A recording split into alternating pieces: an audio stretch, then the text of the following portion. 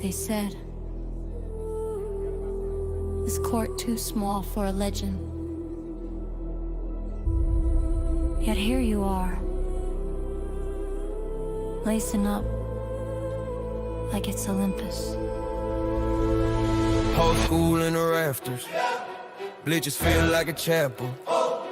I'm a rumor with a jersey on, walking headline, human hassle. Cross dribbling like cursive, right fade in a single motion.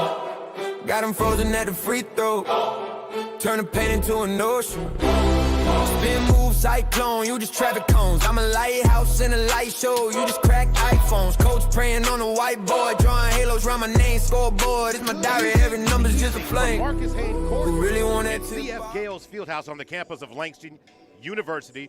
Maurice Prince and Jay Swick here. Glad to be a part of the broadcast, bringing you Langston Lion women's basketball, sponsored by LU Athletics, MJ Bail Bonds, Community Health Centers of Oklahoma, Blue Sky Bank, Guiding Right, and Tinker Federal Credit Union. Now the Lions, the Lady Lions, 15-game winning streak came to an end last Saturday as they fell to John Brown University 64-62. Now that was a part of that tough and difficult stretch of this Lions season where they went basically swig. They played 5 games in 9 days. They ran out of gas, and the team just was not able at the end of it to come out on top when it was all said and done.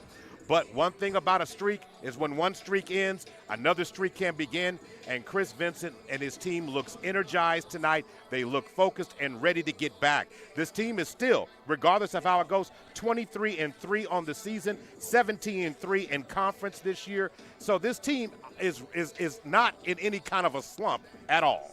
Right, and I think it's important to say 28-1 over the past 2 years at home. So they play really, really well on their home floor. You can use excuses. You know, Janai Tucker didn't play. You're not going to hear that from the team. You're not going to hear that from Coach Vincent. You mentioned the 5 games in 9 days, traveling 3 states. It's a lot. They needed the rest. But at the same time, I think there's silver linings within that loss that can make them a better team going forward.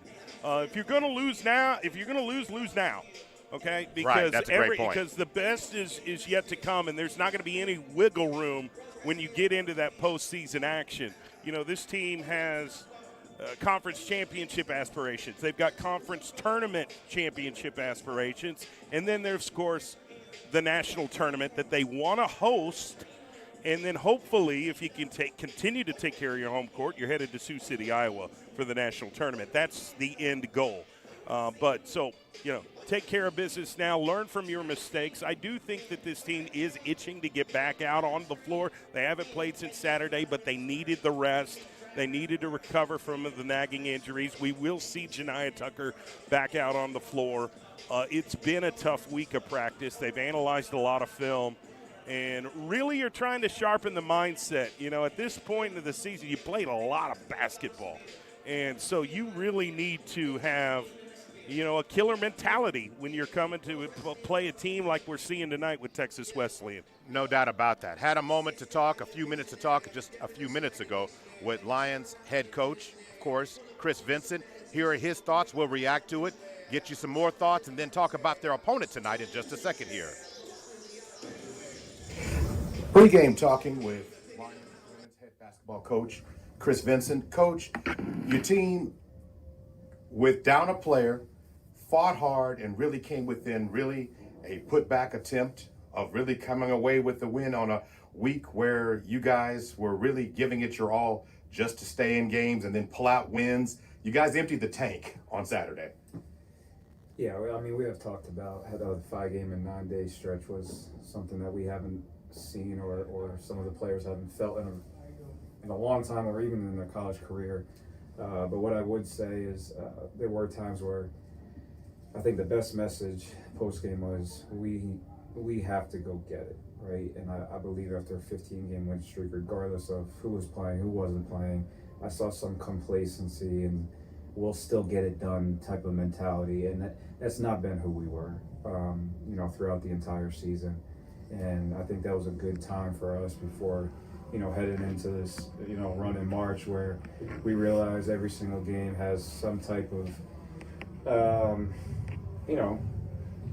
championship on the line, win or go home, conference tournament, national tournament. So we got to go out and get it. No one's going to give it to us. And we should know that because, look at this entire season. We've had to prove, and we got to continue to prove every single day. So that was a good message, and I think we needed that regardless of it, like I said, without, players, timeline.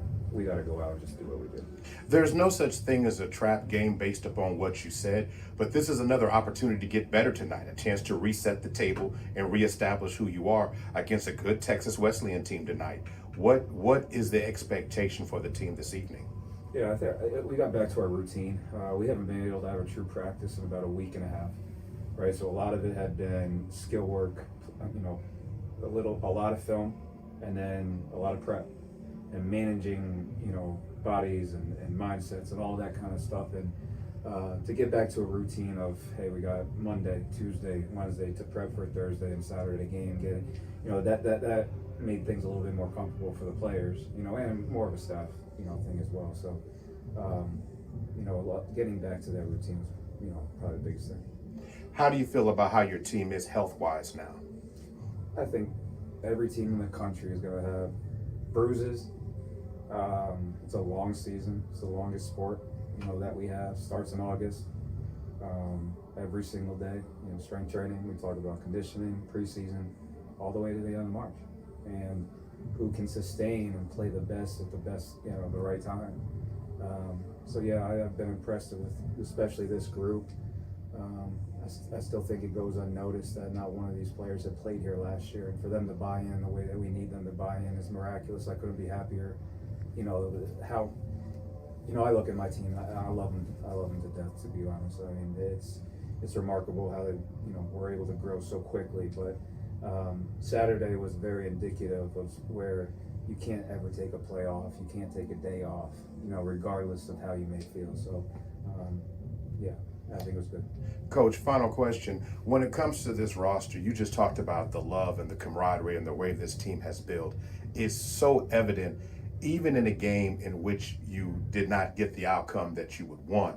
You saw so much effort from Jermani Harris, who came in off the bench, gave you everything she had, emptied the tank. You still get that from Jefferson. At any given moment, she could end up being a firecracker at any given moment. And then you have so many different versatiles in your bigs that you can rely on. So that has to give you so much confidence, considering that that any player I can call on understands their role and can really contribute, even in a game where you said no excuses, and I understand, where your stars may not have the night, but you got somebody on the bench who might be able to do that. Yeah, I mean, I can allude to what you were saying about Jamari Harris. She had redshirted, so she was a part of it. Was able to see what it was like last year and be a part of getting all the way to the Sweet 16 and seeing that different players were able to step up, especially late in the season. That may have not got a lot of time early on. And she's been one of those, Diogene Harden as of late has been one of those who has just stuck to the script, has not put their head down, has not complained, never been complacent in the gym every day. Their name has been called at certain times, and that trust factor is huge come March. So, yeah, it's always nice to have that move off the bench that have been, productive in a lot of ways, and that's something we harp on all the time, next man up. The words of Chris Vincent there, Swick, talks about the camaraderie. This is a team, you said it in the last broadcast we called, people don't know the story of this team enough. And to see where this team and the journey that they have been on from the beginning of the season to now, it's a story within itself. It's a long season. I know school starts at August. I know the season doesn't necessarily begin the first day of class, but you best believe basketball does. They're in the gym, they're preparing, they're going over sets, they're building that team chemistry, they're getting in shape. There's a lot that they do that isn't seen to prepare for the season. So then you get to early October when the season starts. That feels like years ago at this point. We're in the second half of February, and they have been through a lot, and they're still standing tall, and I think it's admirable just to see the work that these athletes have put in, that Coach Vincent's put in, and have the record that they are at 23-3, at the top of the Sooner Athletic Conference. We know how tough the Sooner Athletic Conference is and how many really good teams that are respected nationally reside in this conference. They should feel really good about themselves, but at the same time, if you want to do what they're trying to do, you can never be satisfied. No. It is a mental thing when it comes to execution consistently, and you've always got to be looking for more. And that's what this Lady Lions team is doing. This is a team that, of course, is continuing to improve offensively. They're ranked 5th in offensive production in the Sooner Athletic Conference right now, the #1 defense in the Sooner Athletic Conference, a top 5 defense in the nation overall. Everything about the intangibles of this team, the only thing you have to be concerned about anything is just about the health, and they need to continue to stay. Everybody's got bumps and bruises Right. at this point, but for a roster of players that did not know each other coming into this season and to grow through the 26 games that they have played and will play more, it's just an amazing story in itself. Chris Vincent can probably write a book on this season alone, just based upon what the team has been through and just getting this team together. This isn't a team that came together that that was handpicked. He's his guys that he believed in, players that he thought could bring it to a team, and look what they have accomplished thus far this season. It's going to be an amazing run. Now, to switch gears, Rich, just for a moment here, Swig. Their opponent tonight is the Texas Wesleyan Lady Rams tonight. That's right. They're coming in tonight with a record of 11-15 overall. They are 7-13 in conference. And in the standings right now, they're still trying to solidify that check to make sure they'll qualify for the postseason tournament. This is a team that has loaded with talent, a team that will be a good team for the Lions to face tonight because they're looking for a statement win to come off the stretch. Their last outing, they lost at Mid-America this past weekend, 70-45 in that matchup there. That was a blowout game. That is not indicative of who they are. They had just came off a 2-game winning streak prior to that. So, Swig, this is a team, of course, has got a scorer, one of the top scorers in the conference, 17 points a game in Cameron Phillips. This team has got talent. Yeah, don't be fooled by the record. I know overall it's 11-15, but we talked a little bit about the Sooner Athletic Conference, what a gauntlet it is. Their conference record is 7-13, very similar to the conference record of John Brown.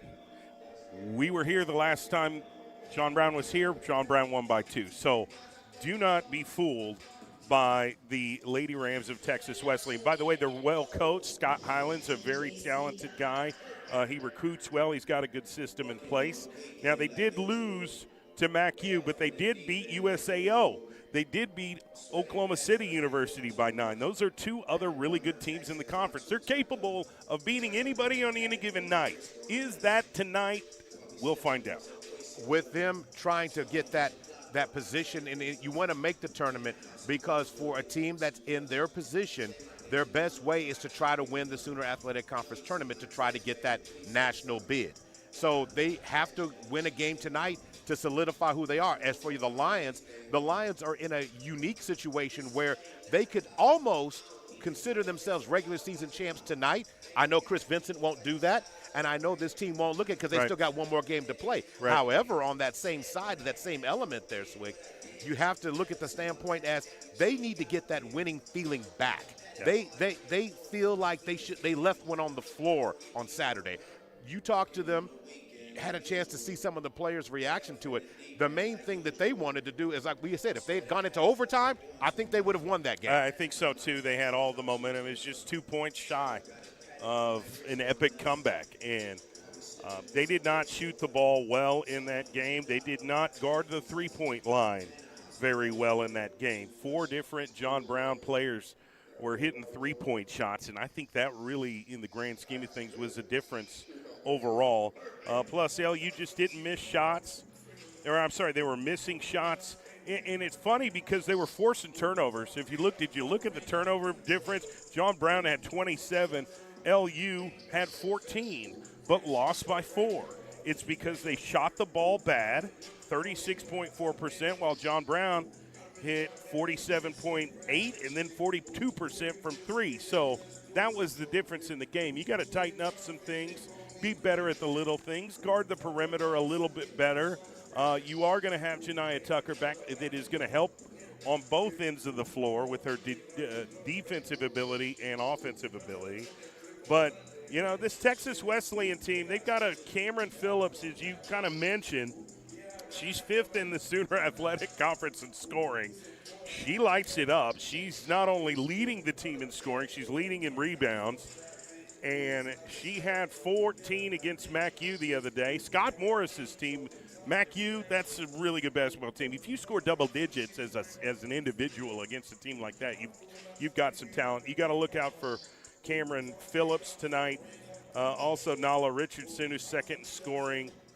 I'm really impressed with her ability to kind of get to the rim. Sophia Hurtado, 26 blocks, 21 steals, and leads in three-point percentage for the team. So you've got to count for number 30. You absolutely do. And here's the other fact about it. The thing about Texas Wesleyan is they're a different team at home than they are away. At home this season, they're 8-6, but on the road, they are 3-9. Can they get on some of the positive side of the numbers? They typically have not shot the ball well away from home in certain situations, and that has led to some difficult outcomes in some games as well. But this is a team that shoots 27% overall this season from 3. They are a team that shoots just under 70% at the free throw line, and they are -2 overall against their opponents when it comes to rebounding.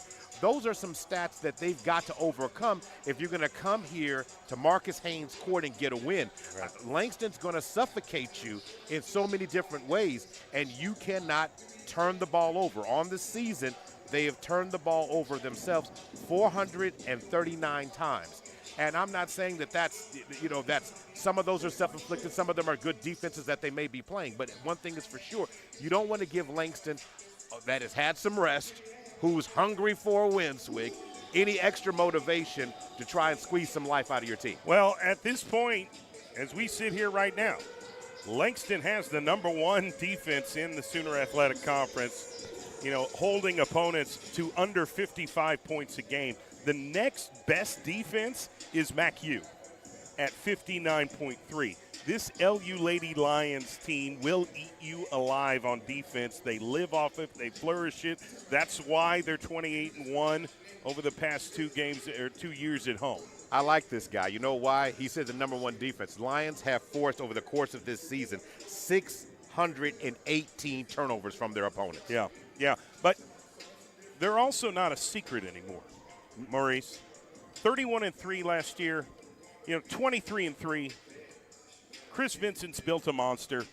Everybody knows it. The Sooner Athletic Conference is well aware. LU Ladies won the conference last year, won the conference tournament last year, and then lost to the national champion in the Sweet 16 by 4 points. Okay?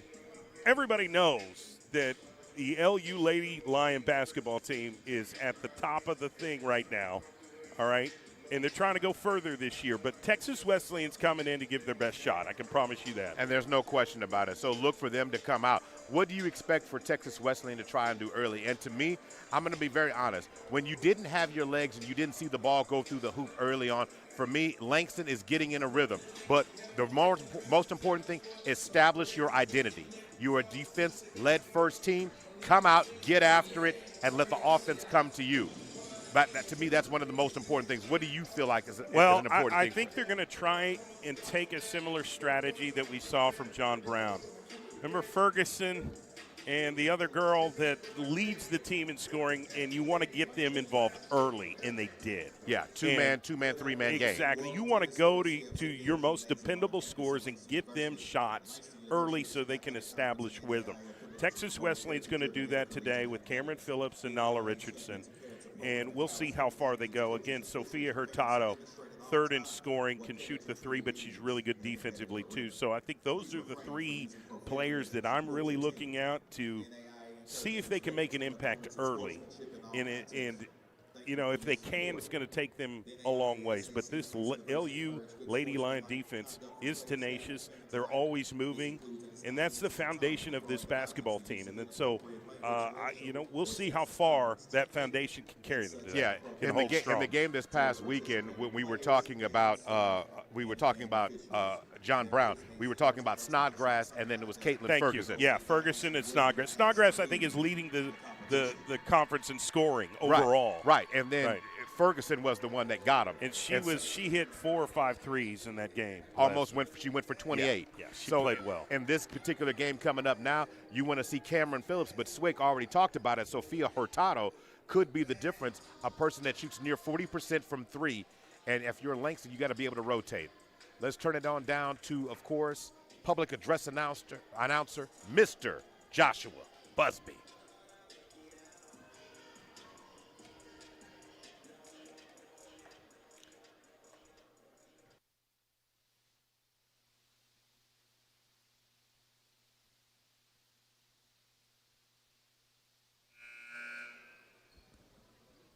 At this time, we ask that you please stand, remove your hats, and direct your attention to the flag for the playing of the national anthem.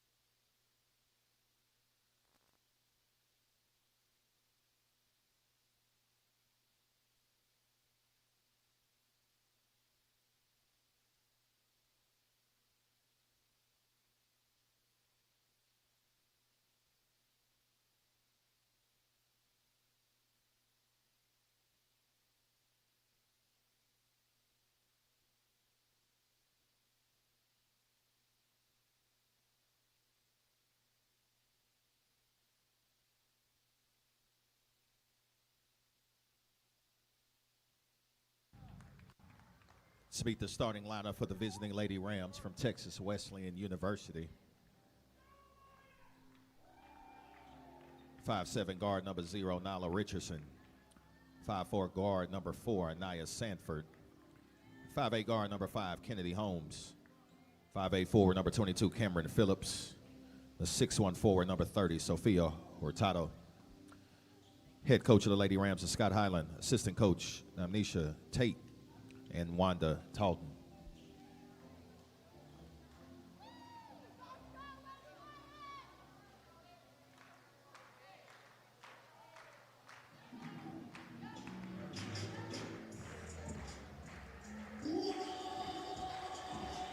And now let's meet the starting lineup for your Langston University Lady Lions. 5'9" guard from Oklahoma City, Oklahoma. Number 3, Alyssa Palmer. 5'9" guard from Tulsa, Oklahoma. Number 4, Natalia Jones. 6'1" center from Bridgeport, Connecticut. Number 10, Amaris Timmons. 5'7" guard from West Memphis, Arkansas. Number 12, Janiyah Tucker. The 5'7" guard from Louisville, Mississippi. Number 15, Ariana Hunter. Head coach of Lady Lions is Chris Vincent. Of course, Mr. Joshua Busby is more than just the public address announcer. The man with that pipes is also the dean of students. Got to give him much love. That's right. Here at Langston University. Man, VIP, Joshua Busby does a great job. Hey, Swig, let's go ahead and confirm the starting lineups tonight. Yeah, for the Texas Wesleyan Rams, number 0, Nala Richardson. Number 4, Anaya Sanford. Number 5, Kennedy Holmes. Number 22, Cameron Phillips. Number 30, Sophia Hurtado. And for your Langston Lady Lions, number 3, Alyssa Palmer. Number 4, Natalia Jones. Number 10, Amaris Timmons. Number 12, Janiyah Tucker. And number 15, Ariana Hunter. Those are your starters. And, of course, Ariana Hunter had an amazing game this last time. Anything the team needed them to make in that play that they needed to make in the game against John Brown, she was that person. She says, I am him. Yeah. And she normally runs it from the top and picks and chooses her moments to control the game, but she's also an effective scorer, Swick. You gave her so much praise last Saturday. 70 steals on the season for her. I mean, that's all you need to know. She just gets after it. Second in scoring. She's got the basketball now. Yes, going to work right now. Palmer in the corner, drives, tries to get it down. Timmons wasn't ready to get it, or wasn't able to corral it. So it's going to be a turnover. Scratched her finger or something, and close call. Not exactly the way you want to start, but they're on defense, so here we go. See what Texas Sanford across the timeline now, being guarded by Hunter. Going to throw it to up to the wing, back up top, running it at the top now to Phillips. Phillips, of course, is the team leading scorer. Be watching for her to make plays tonight. Working the ball around the perimeter to the right wing, try to drive inside. Ball nearly stolen, and Janiah Tucker getting a start, getting into action, gets the first foul called against the Lions tonight. Just trying it, almost got a chance to get away with the steal there. Yeah, well, it's good to have her back in the lineup. She's been fighting a back injury, so she looks like she's pretty active. Just got to find that fine line between pressure and foul. Sanford, Lions switch at the top. Hunter now covering her. Ball at the top. Backing it up near half court now. 7 seconds on the shot clock. Into the elbow, turn, fire, back rim, shot no good. Rebound by Hunter. Here come the Lions. Yeah, here comes just great rebound, and nobody else was there. Kind of felt like they forced her to take the shot. Tucker has it, fires it down low. Timmons kisses it off the glass, draws contact, foul, going to the line, shooting two. Yeah, they lost track of her down there on the baseline. She found that space, and we're able to find her underneath, and you go back up for the shot, and that's all you can do is either foul or get the bucket. So she'll prove it from the free throw line here. Timmons cranks the first one, shot no good that one. One of the things the Lions did do well in the last game was shoot free throws, and that's something that you're going to need to do when you have these opportunities in these games, especially get to those close ones. Timmons goes 1 of 2, Lions up by 1. Yep, first blood up 1-0 to start the game. Now it's back on defense. Sanford now has it. Sanford at the top, drawing off the screen. We're going to bounce pass over to Hurtado. Hurtado inside. Scoop shot to the lane, and they're going to draw a contact again on Tucker, and that's going to be a quick 2 on Tucker. Yeah, I think they're going to sub her out real quick. That seems to be the case. De'Anthony Harden's coming into the game. Nala Richardson showing that she had a quick step, sleight of foot, if you will, as she curled and kissed it off the glass, drawing the foul. So that puts in the game now De'Anthony Harden in the game tonight. So first free throw attempt is money for Nala Richardson. Ties the game up at 1 right now. 8:42 to go in the first quarter. Glad that you're with us. Langston Lion Basketball, presented by Blue Sky Bank, MJ Bail Bonds, Community Health Centers of Oklahoma, and Guiding Right. And she goes 2 of 2 at the line. They lead by 1. Hunter brings it up. Across the timeline, Hunter has it. Around the wing. Looks like she wanted to go. Harden has it. Up on the left. Tries to spin inside, kicks it back out to Jones. Jones drives, bounce pass inside to Timmons, and Timmons puts it in. Beautiful ball distribution. You know, they were running like a little bit of a zone there, and you just kind of feel to get in the open areas, got the ball, put up the shot. Love it. Tries to get the ball down low, and they find great position, but shot does not fall that time. First shot of the night, this time for Cameron Phillips. Lions have it now. Yeah, good defense by the Lady Lions. Harden thought about the 3. Says, I'll fire the 3 from the corner. Shot no good. Rebound pulled down by Richardson. Richardson pushes it. 2 on 3. She might pull up.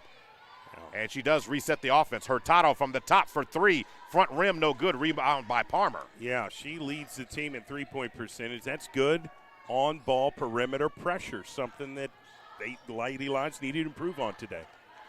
Hunter looking for space to operate, throws it over the top. Somebody has to go get it. Harden does. Creates an advantage on the other end. Harden in the lane, forces action, and scores it off the glass. Sometimes you just got to do something yourself to get it done, and that's what De'Anthony Harden did on that play. Really good ISO kind of basketball play to get to the rim. 7:12 to go. Ball on the left. Going to pass it. Hurtado cannot get down low enough to get that pass. So it's going to be a turnover. Good job by the Lions on ball denial by Timmons, making it a difficult angle, really creating that turnover. Thank you. You took the words right out of my mouth. I think Timmons just at prime pressure forced the passer to overthrow the basketball. Lady Lions get the ball back and another opportunity to have more points on the board. Hunter probing, kicks it to the corner. Wide open shot for 3 by Jones, no good. Rebound pulled down by Phillips. Here come the Lady Rams. Yeah, you're not going to get much more open shots than that. Got to knock those down. Lions remain in man-to-man defense. Jones now covering at the top, knocks the ball loose against Richardson. Richardson recovers, tries to get in the lane, loses it again. This time gets it down low to Phillips. Phillips gets position and gets an easy basket that time. Yeah, that was an effort play, and Hunter was just not really big enough. She did what she could without drawing the foul. I think, that was just good basketball play by Texas Wesleyan. It really was, but it was really set up Swick, in my opinion, on that one because the Lions almost thought they had 2 turnovers. Right. Hunter now has it on the left wing. We're going to reset the offense there.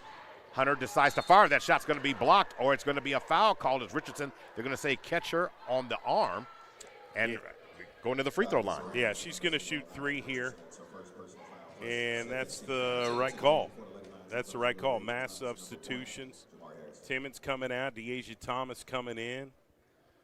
And then we bring in the game just Jermani Harris back there now. Yeah, Jermani Harris is in the game. So Hunter at the free throw line trying to get her money there. Lions lead by 2, 6-4. And that's something that this Lady Lions do a pretty good job of. They take a healthy amount of free throws. Don't always make them. But, no, not at the rate I would like. But they get opportunities, and that's all you can ask for. So front rims the last 2, but somehow DT comes up with the rebound there. In the lane goes Harden again. Turns, tries to work, swings it. Harris for 3. Shot no good that time, and the ball goes out of bounds. Yeah. And it will be Ram ball. Another wide open 3 that, they'd like to make, but it's something you got to get in habit of doing, get in rhythm of doing it, and eventually it will come. But I love Deasia Thomas's presence there in the post area. Aja Goldman now has checked in the game for the Lady Rams. Provides them some more size. We'll see how DT handles that on the box now. Ball up top. Ball in the hands now of Kennedy Holmes. Holmes drives inside, tries to throw it out. Has to be retrieved that time by Goldman. Inside pass on the box, trying to put some moves on Harris. Inside the lane, tries to force a shot, no good. Hunter gets it, leads it out. Hunter probing, going coast to coast, and scores the basket as she drives and hits them with the sauce at the end for the 2s. If they could score that way every time, they would. They love to get up and down the floor in transition. They're so tough, utilizing their athleticism, and that's what we saw there with Ariana Hunter. To get to the rim, take the foul, get an extra shot for an and-1 shot. It's exactly what they want. 8-4 right now. Hunter going for more. And she completes the extra value meal. That's, of course, the 2 with the fries. That's right. 9-4 now. Don't forget the sweet and sour. That's what's coming up with it, a 5-point lead here in the first quarter. Also now they're going to press. And we bring in Autumn Simon off the bench as well. She's getting her first action of the afternoon. Yeah. I mean, Coach Vincent can go 12 deep if he wants to. I mean, and oftentimes he does. There's a steal. All right, going inside, scoring at the basket, and what a tremendous play by Harden. She's showing tonight that she's come here to play. Yeah, they've got all the momentum in the world right now. If they can get another score, I bet Coach Island calls a timeout here pretty soon. All right. Got to get a stop here. Hurtado has come back in the game, or let me correct that. That is Peyton Foster that's in the game now. Trying to work the ball at the top here, and Jermani Harris says she thought she got it clean, but they're going to call a foul on her. She was trying to pry that ball away from Sanford. Yeah, she's a basketball mosquito out there just getting in the way. You're trying to swat her away. She ain't leaving. She finds a way to just be in the way, and that's what she's doing there. And, of course, call a timeout.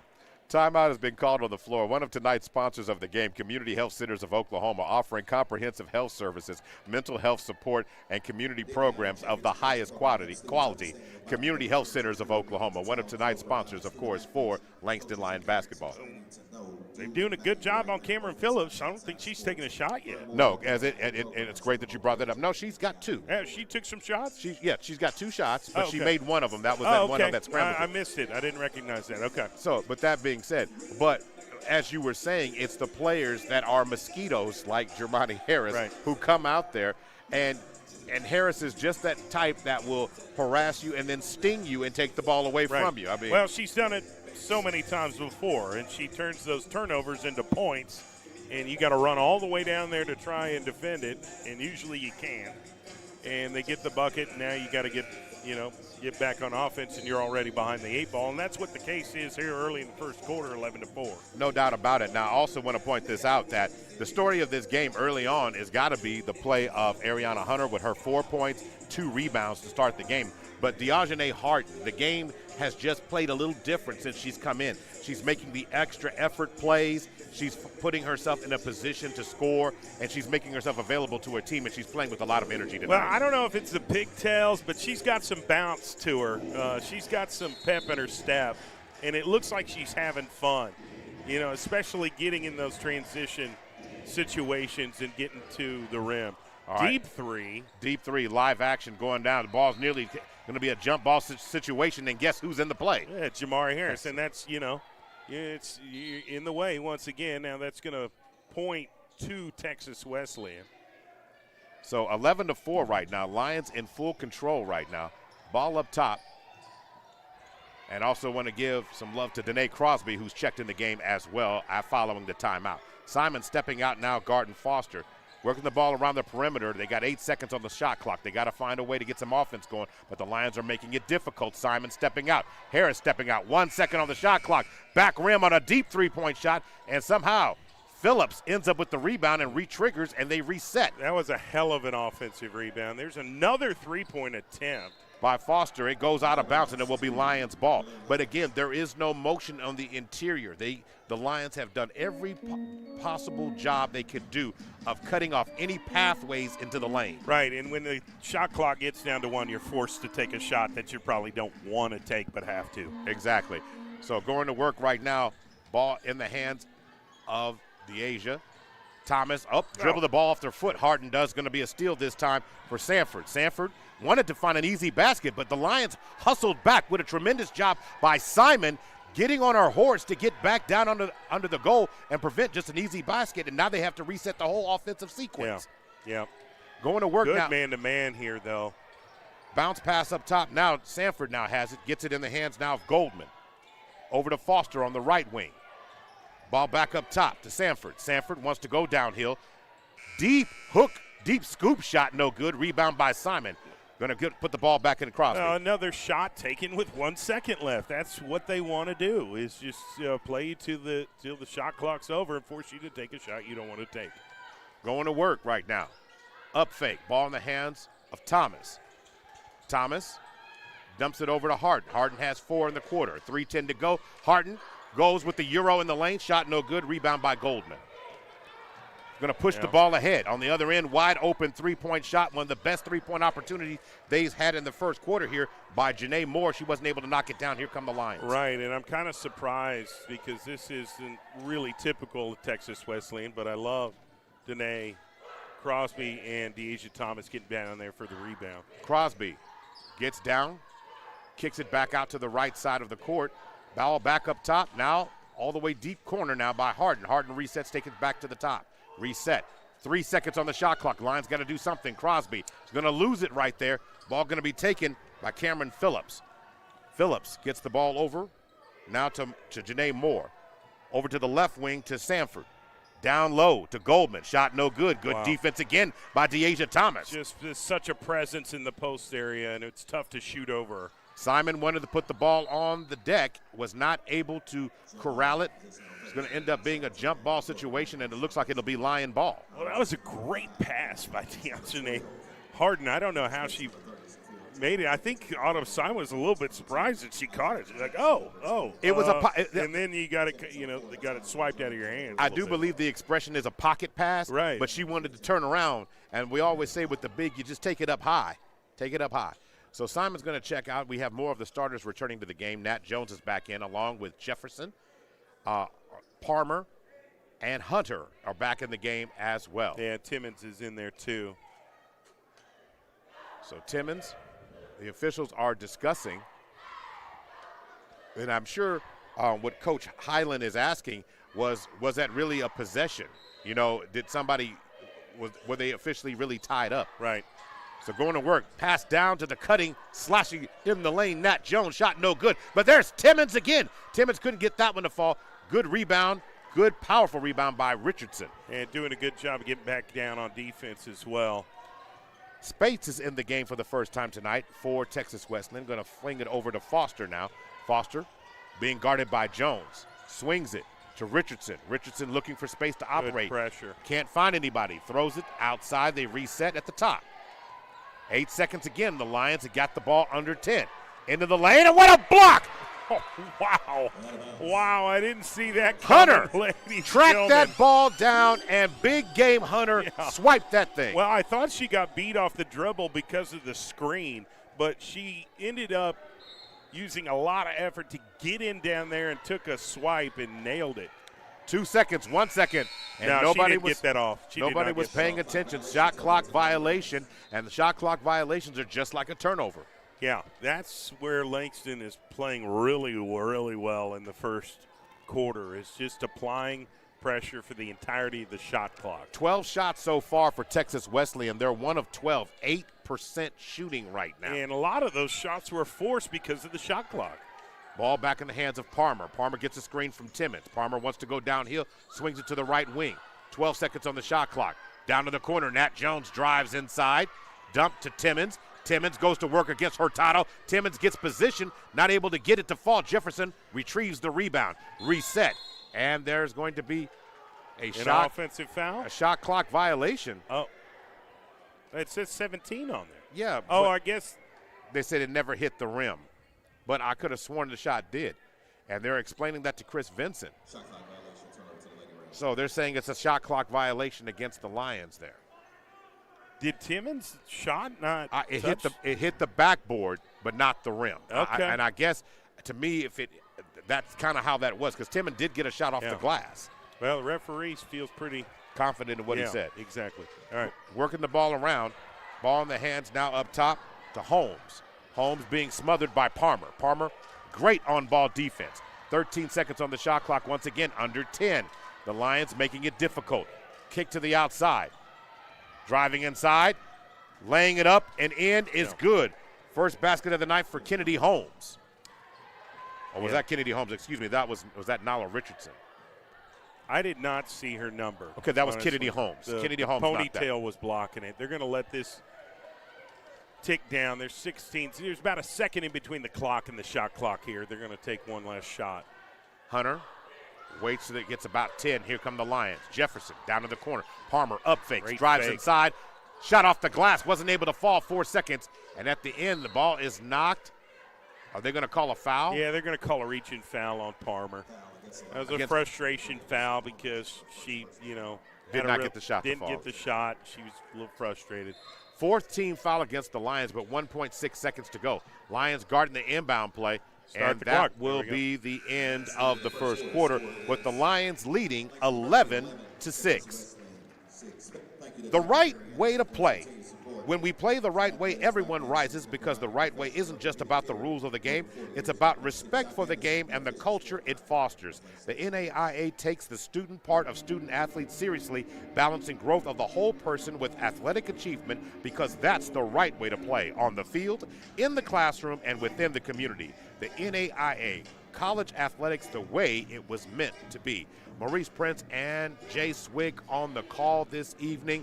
11-6, Swig. What was the most impressive part of the first quarter for the Lions? Defense, smothering defense, forcing Texas Wesleyan into taking shots they don't want to take. They did have that last good possession to get the bucket on to make it 6, but I think Langston's defense here in the first quarter was outstanding. Plus, you look at who all played. 11 Lady Lions played in the first quarter. Right. There's fresh legs all over the place. They don't get tired. Not only is everybody in shape, but everybody is in rhythm. I'm just enamored with how Chris Vincent moves the pieces in and out of the game. Yes. And Janiah Tucker, leading scorer for the season, played 2 minutes. Because she got those 2 fouls, and so she was one of the 11, but she really didn't play by the very scoring, much, by the scoring first sheet. quarter. 1 minute. Yeah, 1 minute. One minute total with 2 fouls. We're back to live action. But to Swig's point, the Texas Wesleyan Lady Rams shot 2 of 13, 15.4%, 0 for 5 from deep. The only money they got was at the free throw line, going 2 for 2 at the free throw line. Ball's knocked out of bounds, and it will be Lady Lions ball. The only reason why the score is not greater is the Lions 0 for 2 from deep, 4 of 12 shooting, 33%. Yeah. And the Lions, if they get any more easy shots to fall, this might be a different game overall in this. Well, and I think, one thing about the Langstons that and I'll come back to it because I know we got a 3-point shot there that Jefferson, knocked it down. Cash Really from the good shot. corner. The front court of Langston underrated with DeAsia Thomas, Amaris Timmons, and Autumn Simon. There's a lot of size, but they're really talented young athletes. Now Jefferson now gives the team 7 points off the bench. Airball 3-point shot is it. And again, Texas Wesleyan, that was a deep 3-point shot. And it was an open shot. That's a shot that you want to take now. It is. And you just weren't able to knock it down. But it's also, to me, it tells us a lot about the way the Lion defense has just made it difficult for them to try and find any level of comfort to go in the offense. Up fake by Hunter. Hunter kicks it. Palmer back to Hunter. Hunter clears it out. Jefferson, who just knocked down a 3, spin move in the lane, gets it over to Jones. Back over to Jefferson. 6 seconds, 5 seconds. Palmer up fakes. Step back 3. Is it cash? It's going to go out of bounds. Does not draw iron. And it's going to be Texas Wesleyan ball. Did Richardson not touch the ball right then? So it looked like she touched the ball, but they. It would have been a shot clock violation. Oh, okay. Because it did not draw. 14-6 is the score right now. So as it stands, the Lions getting their first 3-point shot of the game to fall. They're now 1 of 4 in the game, 25% from that. The Lions have been good defensively, rebounding +3, 13-10 so far in this game. I think Texas Wesleyan is trying to force some shots. They just put up the J, but their 3-point shoot. They've taken some 3-point shots here tonight. They just haven't been able to knock it down. There's Palmer. Palmer back rims that one. Rebound pulled down by Richardson, who tracks it down, but the ball goes out of bounds. It will be Langston ball. To your point, Swig, the Rams have shot 6 3-point shots, have not been able to get any of them to fall this point. I go back to last week. John Brown was so effective beyond the perimeter. Maybe that was something that Texas Wesleyan saw and said, hey, let's take advantage and shoot some threes. It just hadn't worked. Yeah, the only problem is their best 3-point shooter is not getting that as Timmons works it into the lane to score. And here, this style of play matters. Hurtado may be able to get that shot off over the course of the season based upon who she might be playing, but against the Lions, they're going to make her put the ball and drive, put the ball on the floor, make her move. As Timmons at the free throw line now knocks that one down. And you're going to shoot with a hand in your face. You're going to be pressured, and it's tough. Some players do better at it than others. Some days it's just your night, others it's not. But there's always going to be pressure from the #1 ranked defense in the Sooner Athletic Conference and the LU Lady Lions. Timmons goes 1 of 2 at the line. She's now 2 of 4 in the game, but she does have 4 points on the night. Lions remain in man-to-man defense. If you drive in, you're going to meet more than one defender if you try to get past the first one. Ball down to 12 seconds again on the shot clock. Lions go under the screen this time and then allow a pass and a crease to the basket, and that was an easy one that time to fall for Kennedy Holmes, who now has 4 in the game. Yeah, they're really pressuring Cameron Phillips to limit her opportunities, but Kennedy Holmes is starting to get some rhythm there offensively for them. Another 3. And the ball back in the net. Jones's hands. She couldn't corral it. Ball now moving up the floor in the hands of Sanford. Sanford wants to get it to Hurtado. Now stepping back and resetting. Ball to the left wing. 17 seconds on the shot clock, trying to get the ball back down to Phillips. Phillips has 2 on the night with the little turn push shot. It's no good that time. Credit Timmons again for getting a hand in there and disrupting the shot just a little bit, enough to where she didn't feel comfortable taking it. All right, working the ball around. Ball in the hands right now. Bounce pass over to Timmons. Timmons. Ball in the hands of Palmer on the right wing. Bounce pass over to Jones. 6 seconds on the shot clock. Hunter fires from the corner. Can't get it to fall. Nice rebound by Nat Jones. And she gets the putback. Finds the loose change and makes $1. Yep, cleaning up the mess down there. That's exactly what she's known for, is to get some second chance points and helping her team take a 9-point lead. All right, ball back up top. Stutter step. Kick. Ball in the hands of Hurtado, now gives it back up to Holmes. Holmes leading the team in scoring right now for the Rams. She's got 4. Inside, Richardson swings it. 5 seconds, 4 seconds. Covering up by Timmons. Turn and fire by Hurtado. Shot no good, this time by Hunter. Hunter pushes here it. we go. 2-2. Hunter in the lane, bounce pass to Timmons. Timmons couldn't cash the check at the bank. Hurtado ends up getting it. Yeah, Timmons hates that. That was a great opportunity. Beautiful dish by Hunter. They'll learn from that. Execute it next time. Hunter is one of those things. Beautiful, beautiful pass. Underrated her ability to put the ball in the pocket. She's a complete player. I mean, her ability in a lot of ways. Here's a three-point shot, in and out. Hurtado misses Jefferson with the rebound. Cameron Phillips trying to harass Jefferson in the backcourt, and now a timeout has been called. Yeah. So a timeout's being called here by Langston. So while we're here tonight, Swig, 17-8, the Langston Lions not shooting great in this quarter either. 2 of 8 so far, 2 of 7 so far, 28%, 31% shooting in the game. Although they're up 9, it feels bigger, but the numbers tell you that really Texas Wesylan is just a few shots away, although they're 3 of 20. Right. So they're both taking a similar amount of shots. You would like to see Langston be a little bit more efficient and get that shooting percentage up a little bit more. You know, I mean, everything's pretty even. Turnovers are similar. I think Langston has 1 more turnover than they do. The Texas Wesylan, yes. Yeah. What about free throws? Where are we at with free this? throws? Is there a big difference? 4 of 8 free throws for Langston, 2 of 2. So they've only been at the free throw line too. I mean, it's not a tremendous – this is really about both teams having difficulty finding an offensive identity to this point.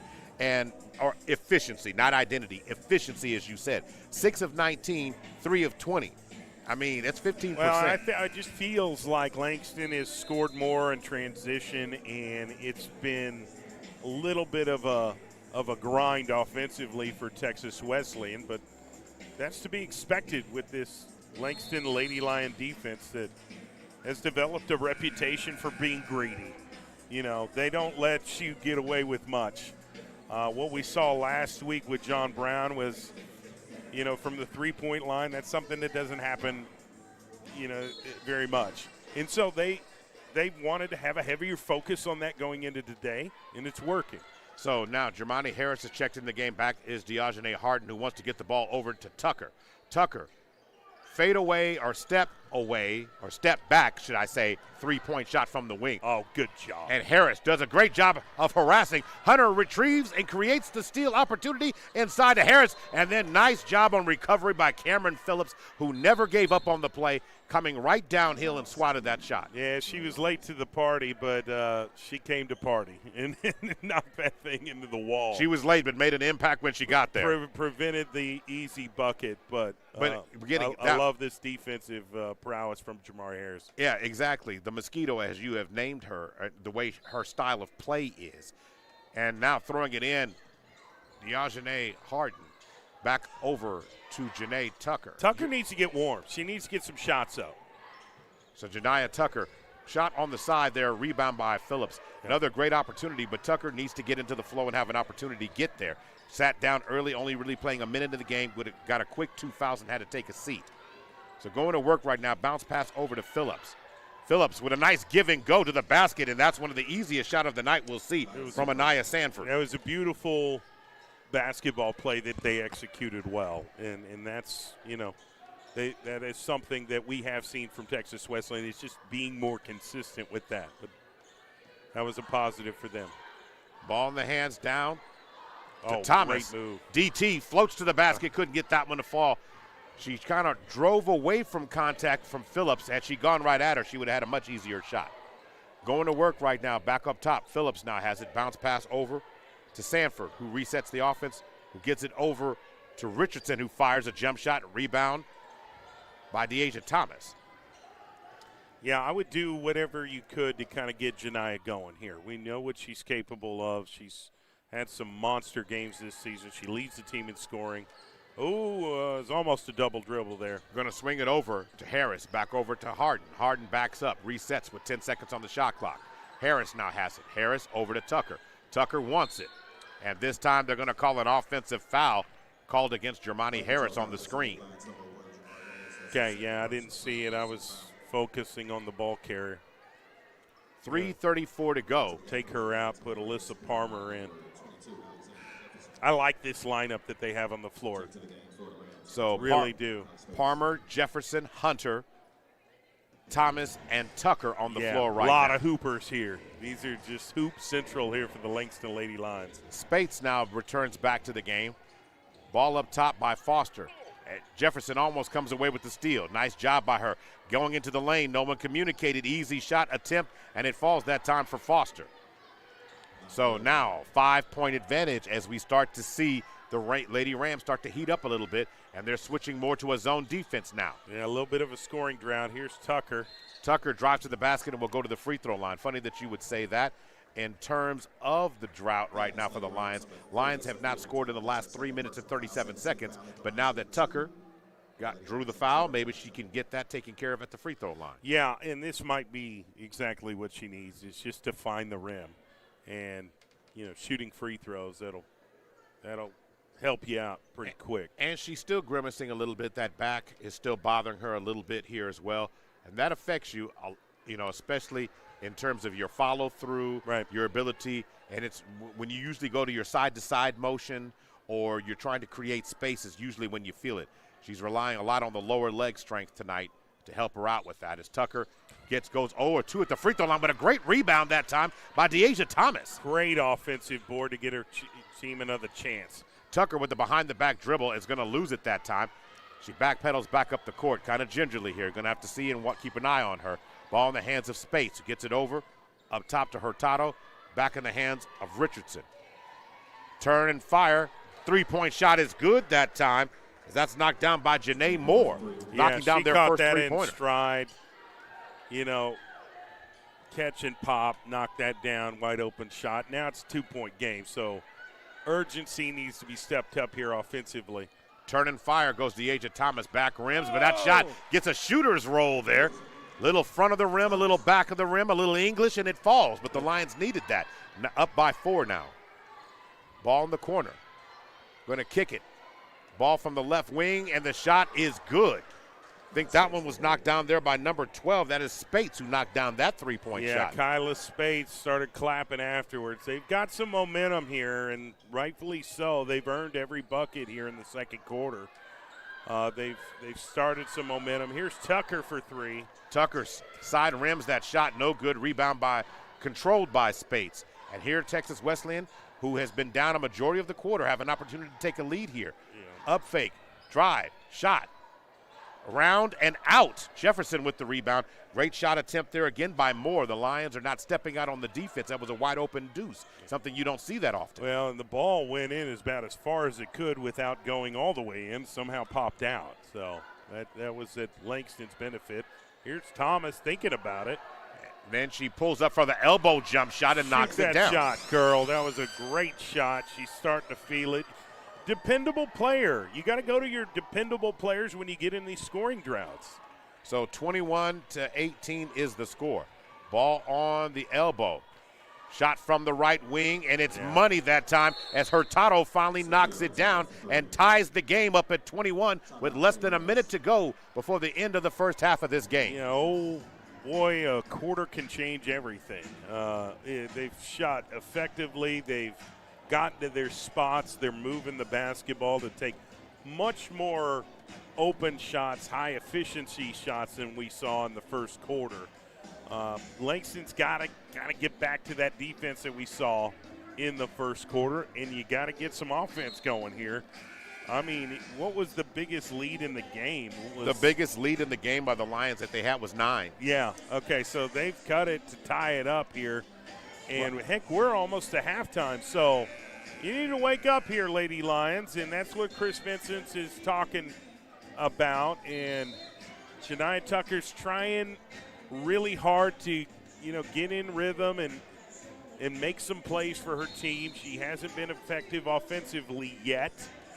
But we have seen Deasia Thomas step up. We've seen Deosene Harden make some plays. you might have to go back to the well when it comes to, going to the players that have proven it here today. All right, going back, and he says it, Danae Crosby's in for the final minute, along with Jermani Harris, Autumn Simon, Nat Jones, and Diogene Harden. And just to let you know, the shooting percentages of both teams, right now, Langston has made one more shot than the Rams overall in this game. Down to the corner. Crosby fires up a three from the corner. Shot no good. Rebound. And with 35 seconds left to go here, trying to take the lead. Step back. Three-point shot from the left wing is straight cash. And right now, Janae Moore, you need to fire her. She's become a flame thrower. She's exuding confidence right now, and she's feeling it, and they're going to her, and she's making shots for her team to take the lead. She's now got a game-high 6 points. Ball on the left wing.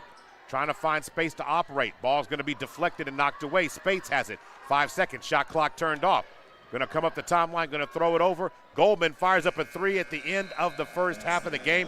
And Texas Wesleyan, which is crazy as it sounds, has found a way to climb the mountain, get back on top of this game, and lead it 24-21. Time for us to take a quick break here, and we'll come back and try to dissect what happened, because the Lions led and was in control of this game for almost the first 20 minutes of the game. For about 18 minutes, it was all the two quarters. It's a tale of two quarters.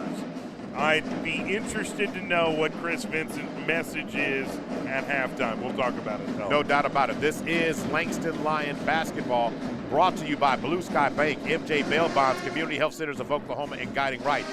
MJ Bail Bonds halftime reports coming up in just a few minutes.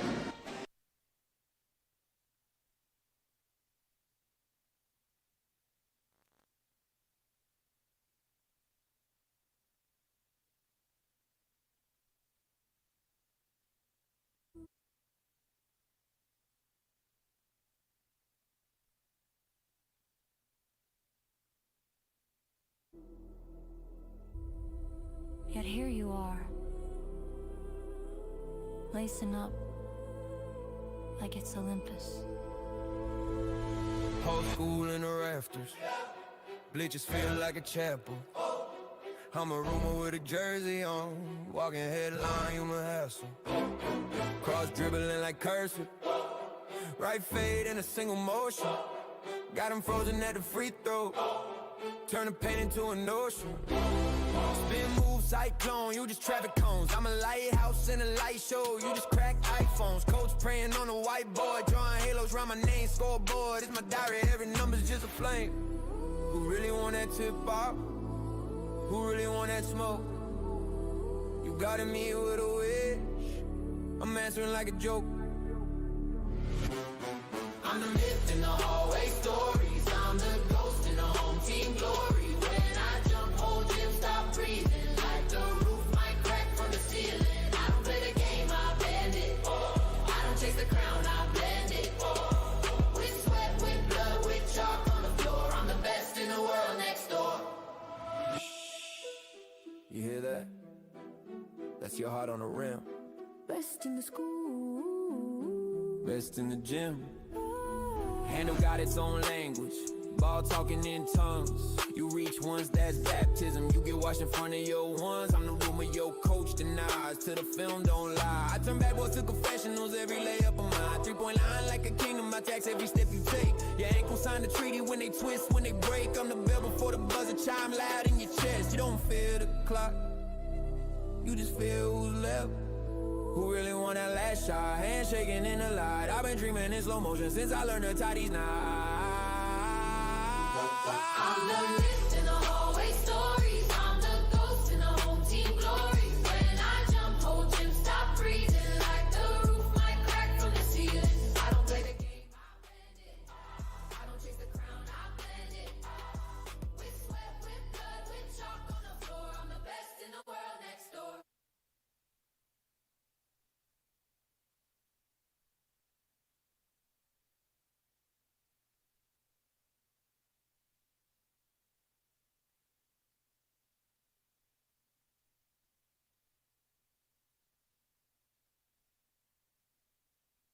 In my car thrown stool.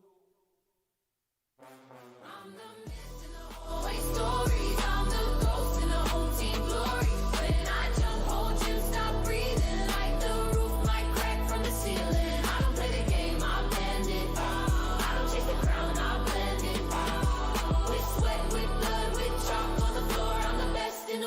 next door. Lights off. This way. You remember every play.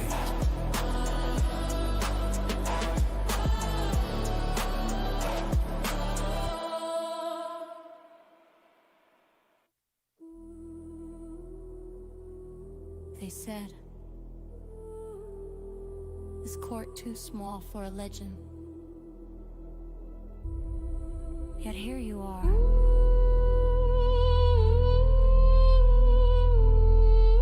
They said, this court too small for a legend. Yet here you are, lacing up.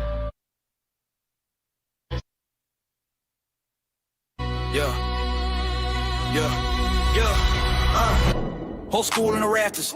Bleachers feel like a chapel. I'm a rumor with a jersey on. Walking headline, human hassle. Cross dribbling like cursive. Right fade in a single motion. Got him frozen at the free throw. Turn the pain into an ocean. Spin, move, cyclone. You just traffic cones. I'm a lighthouse in the light show. You just crack iPhones. Coach praying on the whiteboard. Drawing halos around my name.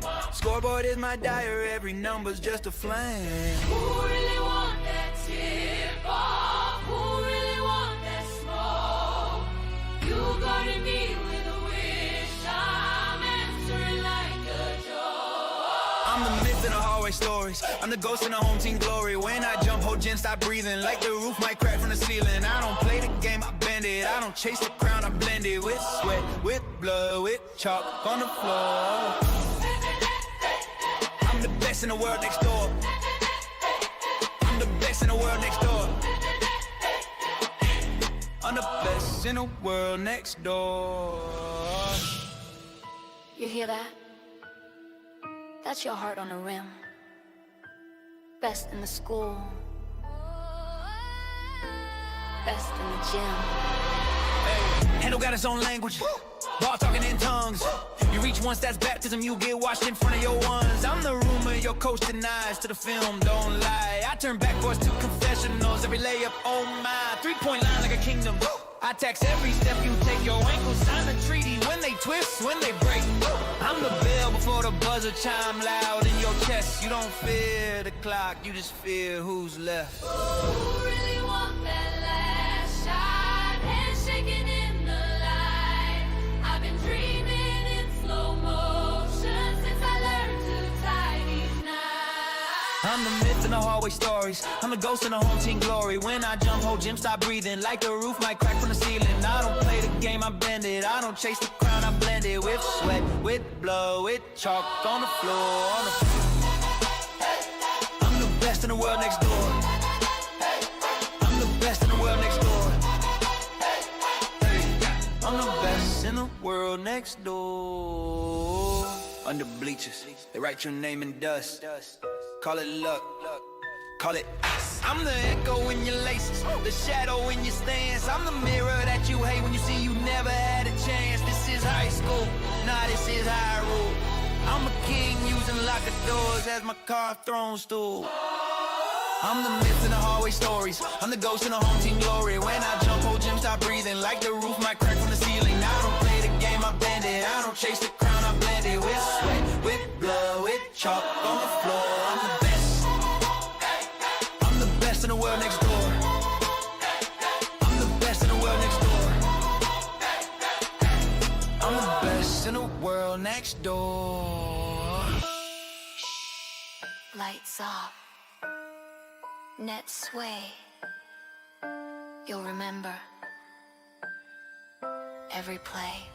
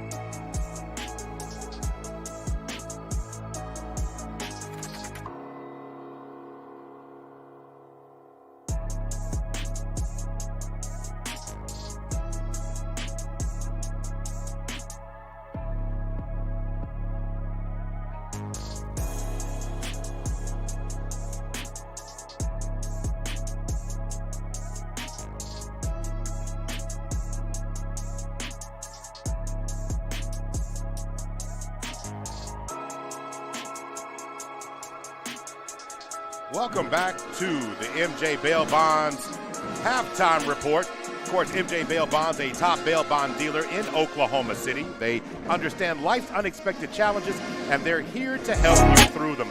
Available 24/7 to provide expert assistance when you need it the most. Let Marlon James and his staff take great care of you and your loved one.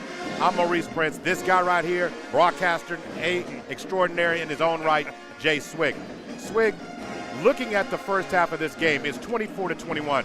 It was a tale of the two quarters, but Langston really took their foot off the gas the final, basically 3 minutes of the first half, and allowed Texas Wesleyan to find traction, and boy, did they.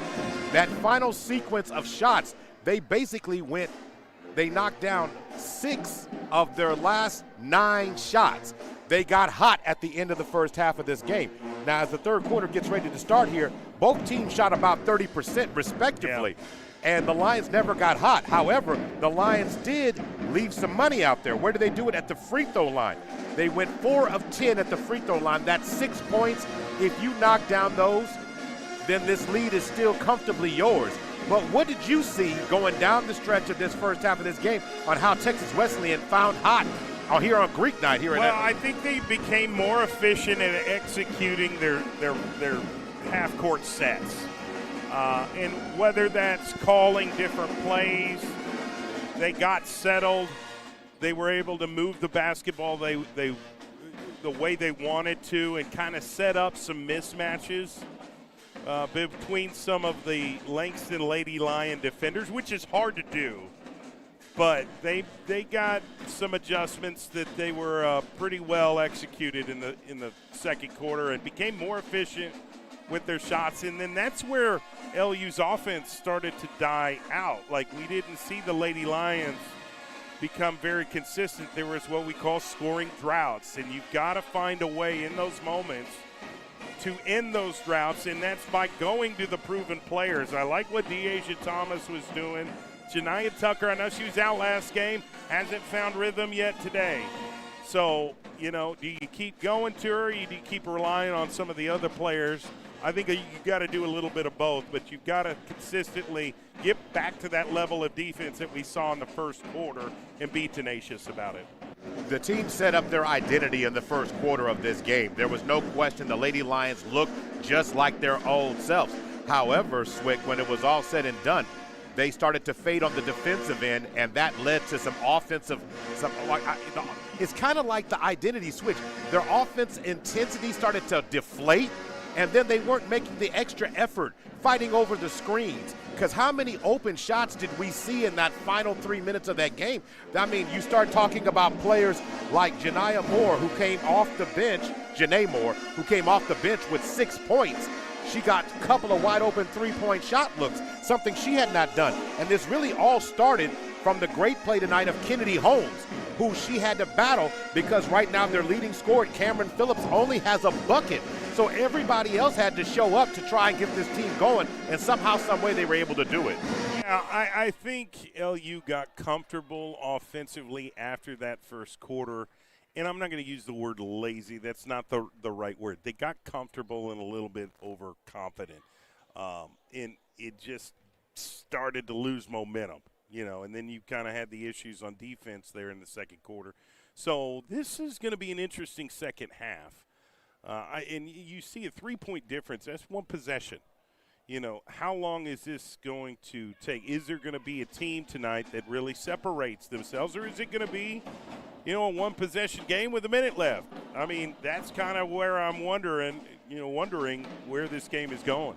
Now, when we look at this team, and Chris, talking to Chris Vincent, he said we lost our edge, our ability to go after it and get it. Well, that hunger came out initially in the first quarter, but as Swick said so well, they got comfortable thinking that they were just going to go ahead and drown the Lady Rams out. And to the Lady Rams' credit, they found traction and enough to outscore the Lions in that quarter 18-10. And that itself allowed them to get back in this game. They feel comfortable. They're the ones, and now the Lions are finding themselves in a similar situation to where they were against John Brown this past weekend, where they've got to come out with the fire, with the desire, and the want to make the extra effort to get it going. Thank you. When we talked to Coach Vincent before the game, it's a mentality thing. To close out the season the way they want to, you've got to get obsessed with the task at hand. It's a mental thing. I don't think they're going to make a whole lot of adjustments on X's and O's schematically. It's just about execution. And that's a jump ball. I think that's the right call. Jump ball. Janiah Tucker did take it into the lane, which was good to see. No one settling. She drove it inside. Now let's see with Chris Vincent's. It's going to be an interesting conversation with him at the end of the game, Swig, to find out exactly what he said at halftime. The Lions are now coming out again with that little aggressive fire, fighting over the top. Cameron Phillips swings it back over. Sanford fires, and a wide open shot on the other end of the floor, and she knocks it down. Yeah, that was great ball movement, and we're able to get in separation and move away from those defenders to get the open shot. That's a good Texas Wesleyan play. Ball in the hands now of Timmons. Timmons was a key contributor in the first half of this game to see if the Lions can get her going again. Hunter fires a shot inside. Nat Jones ends up with the rebound, and it's going to be a jump ball situation, but it will be Lion ball. Yeah, I love Deasia Thomas's effort, her tenaciousness, always going for the basketball. All right, going the ball, throwing it in to Tucker. Tucker, pull up, just inside the free throw line, wasn't able to get that one to fall. Tracked down that rebound that time by Richardson. And here come the Lady Rams. Going to work right now. Ball up top. Reset by Sanford. 18 seconds. The Lions had tied up 4 shot clock violations in the first quarter. They've got to do more in the second half. Driving in the lane, offensive foul. Good job, Nat Jones. Placing her feet. Knocked to the floor, going to get up, and the Lions get a chance to get back in this. Set her feet, make that sacrifice for her basketball team. That was a great play, and maybe that will spark something here for the LU Lady Lions offensively. They got to step it up and get to the rim. I liked what we saw last possession of Ariana Hunter attacking the rim. There's a wide open shot by Palmer. Got it. Palmer drains it from the corner, a much needed good sign today. She's now 1 of 4 on the night shooting in the game, and it's a 2-point margin now. Let's see if the Lions start to get a little bit of juice here. Palmer, they need her to step up tonight. Moving the ball around, try to get a little scoop shot. No good that time on the layup. Rebound pulled down by Palmer. Here comes Hunter pressing the ball ahead for the Lions. Yeah, it felt like Richardson was trying to draw the foul there. Went up pretty soft. Tucker, wide open 3 from the right wing. Draws iron, but shot no good. Rebound by Cameron Phillips. Ball back to the Rams. Lions identify, cover, and get going here. Ball in the hands of Phillips. Now swinging it around, back up top to Holmes. Over to Hurtado. Back over to Richardson. 14 seconds. Hunter stepping out on her. Screen. In the lane. Recover. Phillips can't find it, finds it. 6 seconds. In the lane, she drives. Shot. Trickles away. 2 seconds on the shot clock. Heave. Draws no iron. Shot clock violation. Love the defense. That's the defense that we saw in the first quarter. Alyssa Palmer getting her hands on the ball and forcing the opponent to kind of throw it out there and take the last second shot clock shot that they missed. So they have an opportunity. There's Hunter drives in on Hurtado. Hurtado blocks that one. I think that's Hurtado's second block of the game. Working the ball around, ball nearly stolen. Palmer comes away with it, gets it back to Tucker. Tucker pushing it with Timmons trailing. Kiss off the glass, and Tucker knocks it down. And there you go, Janiah Tucker with the and-one play. I think that's a fire starter right there to be able to finally put one in the bucket and draw the foul. Get the extra free throw here. See if she knocks it down, but can take the lead if she knocks it down. But that's just what Janiah Tucker's been looking for this whole game, and she finally got it in the third quarter. Coach Highland wastes no time bringing back in his leading scorer coming off the bench right now. That is in the hands of Janae Moore. She had 6 first-half points, going back to her a little bit earlier maybe than he thought he might, but to get that team back the spark. Hurtado being covered by Timmons. Ball in the hands of Richardson. Richardson being guarded by Tucker. Lions in man-to-man defense. Palmer now stepping out against Moore. Swinging it back over. 8 seconds on the shot clock. Lions try to force them downhill, and they take it and drives in and scores. Nice shot there by Richardson, who breaks down the defense. Yeah, that was a good play by her. I thought you could defend it as well as you could without drawing a foul. Okay, the Lions down by 1, nearly stolen. Tucker has to come away with it. Draws a double team, means somebody's open. Does Tucker find someone? Spin move in the lane with a scoop shot. She can't get it to fall. Ball trickles around. Tucker ends up back with it, and Tucker can't get that one to fall. Timmons is fouled on the putback attempt. What a move by Tucker. And she comes up grimacing. But, man, she had so much sauce on that, I thought I had spaghetti in front of me. I'm telling you, that was a wild sequence, back and forth, possession changes, missed shots. I mean, you were able to get some offensive rebounds, and then finally – was able to put Timmons at the free throw line. Tucker's coming out. She looks like she's in pain. That lower back's messing with her. You know which move did it, that spin move in the lane with that scoop shot.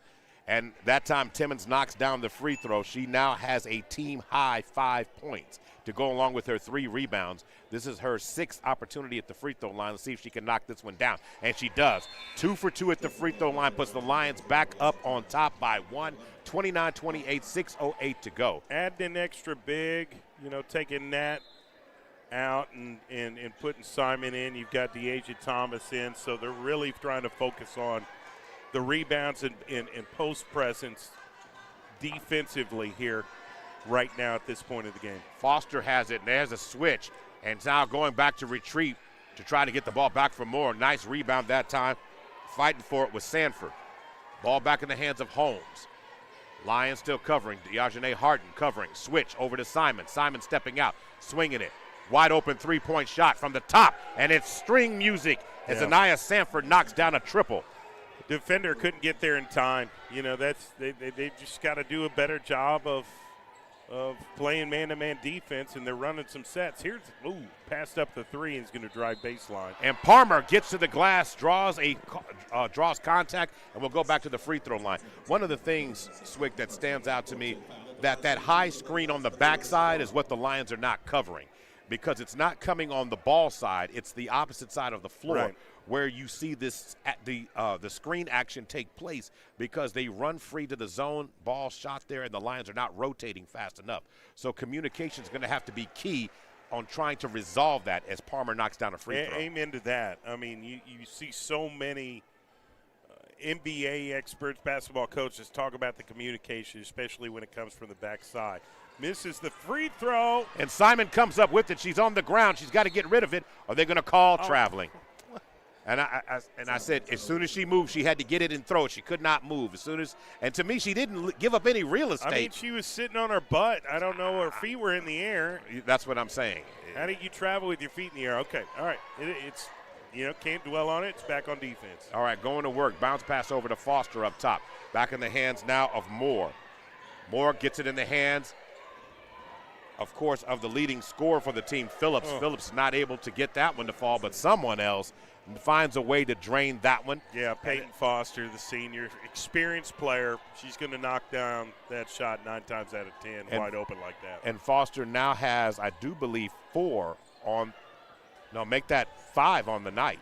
Going to work inside, goes DT. Deasia Thomas draws contact against Phillips. She'll go back to the free throw line. It's just going to be key. So if you're going to put us on the free throw line, you've got to make them pay. Right. Free throws are only free if you make them. If not, they end up cost you. Timeouts caused on the floor here. And the interesting part about it, the Lions have drawn 5 fouls against the Rams. So when you have this advantage and you're having difficulty scoring, it's an easy way to get back in the game, to give yourself a lead if you go ahead and make those plays, knock down the shots. Well, and at this rate, Mo, I mean, it's been back and forth, and we've seen a little bit of a momentum run, vice and versa. But, if you're Langston and you got the #1 ranked defense in the conference, you got to step it up. I love what they're doing offensively. I have no problem. I'd like to see them make more shots from the field, but as you mentioned, they're getting to the free throw line. You've got to take advantage of it, and you've got to stop giving up open shots. This has been something that Texas Wesleyan has been playing good offensively since the start of the second quarter, and they're knocking down big-time threes. I think Langston's only hit 1 3 for the game, right? Right. So they've knocked down 2. Okay. 2. But here's the fact that you need to understand. Texas Wesleyan, the difference in the game is their three-point shooting. First quarter, 0 of 5. Since then, 6 of 10, 60% from deep. That is a number that allows you to make up for any other deficiencies because you're knocking them down.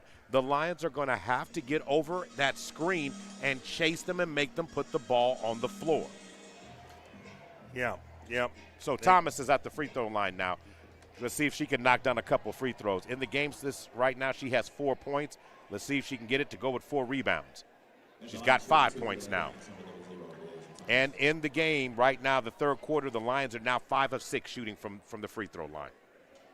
This is how you win it. This is how championship teams are made, by taking advantage of the things that the team gives you. She misses that second one. Board. Harden ends up getting it that time. Hunter swings it down low to Thomas. Thomas with a beautiful inside pass to Simon, who scores that one. As soon as you think De'Asia Thomas is going to go up with it, she makes the extra pass to take a high-efficiency shot for her teammate, set her up for success. Foster really finds range again and knocks down another triple. Now she has a game-high 8. And again, the three-point shot, they just can't miss. You're now talking about a team in the game who is just up their three-point shooting percentage to 7 of 16 this evening. And as crazy as it sounds, they're just a tick away from under 50%. Well, it's reminiscent of the defense from Saturday, where Good John shot. Brown was shooting the ball very well. Goldman comes through and blocks the shot of Harden. And now Tucker returns to the game for Harden. Harris comes in for Hunter. And it looks like Palmer comes out right now. Lions down 4. So Peyton Foster, the Ram on top, double team. Got to get rid of it. 4 seconds. 2 seconds. And a cash three-point shot by De'Asia Harden. Beautiful, wide open shot. When you get those opportunities, you got to make a play for a team, and she did. And I think that's going to start something positive for her in this offense going forward. And Foster still feeling it. A heat check 3. And Harden is hit to the floor. There should be a foul on that. They called traveling. Are you serious? I mean, she came down and got hit in mid-rebound. Yeah, if I'm Chris Vincent, I might. I don't know if he can challenge it, but I might even consider that at that situation. I mean, that was a difficult one. I mean, she had full control of the ball. Yeah, I don't like punishing somebody for high effort. I think that was a high effort play by Harden. Inbound pass, and this time they're going to get Harden fouling there, making contact as it looked like Richardson drove down low, found the range in the distance to knock it down. I call those frustration fouls, where you miss an opportunity and you kind of, you got to get back on defense. And it's unfortunate because it makes, one mistake, 2 mistakes. Yeah. Right? And now it gives them 2 free throw opportunities, one that she's missed there. And the crazy thing about it is that's just their 3rd free throw opportunity. And everybody's saying, well, the free throw, the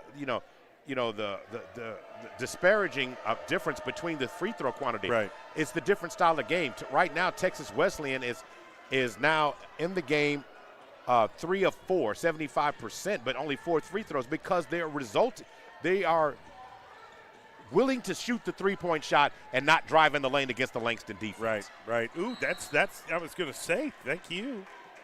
Nala Richardson's going to get called for the reach-in foul. That was blatant.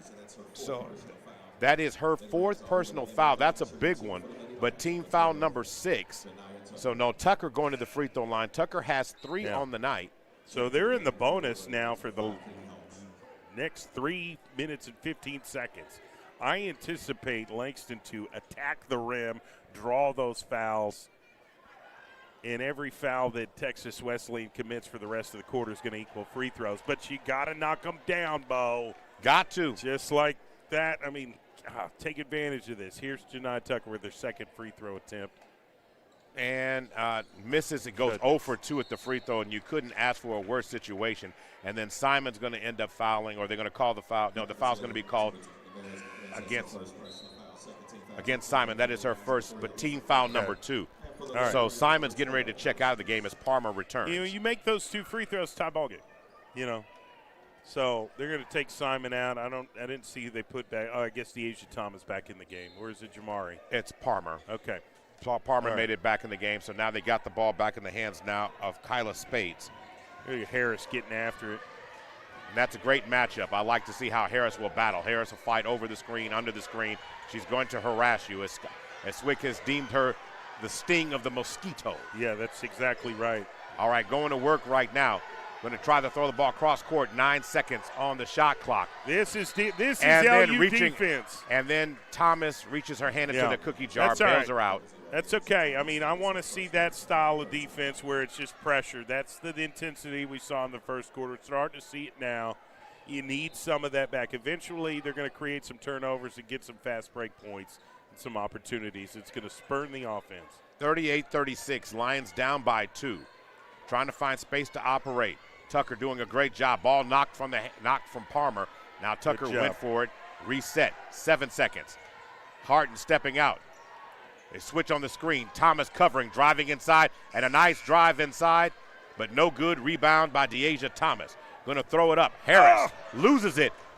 Gets it back in the hands of Foster. Foster trying to come around right now. Moving the ball. Going to throw it back up top. Ball in the hands of Holmes in the lane, and they're going to call a foul that time. Yeah, I mean, that was good play by Kennedy Holmes to get past that defender off the dribble and kind of run into that double team down there on the block. So, yeah.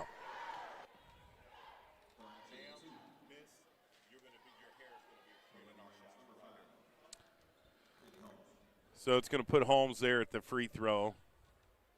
She makes 2 of them. It'll be a 2-possession lead here for Texas Wesleyan. All right, shot is up. Shot no good that time. Reset. Interesting part is the Lions have gone ahead and added some extra fouls. And now moving the ball around now. Ball in the hands now of Timmons, who throws it up. Now reset. So she missed both of them? She missed both. 38-36 right now. Tucker doing some work. Going in the lane, gliding in. Can't get the shot to fall. That one controlled back by Spates. 1:51 to go.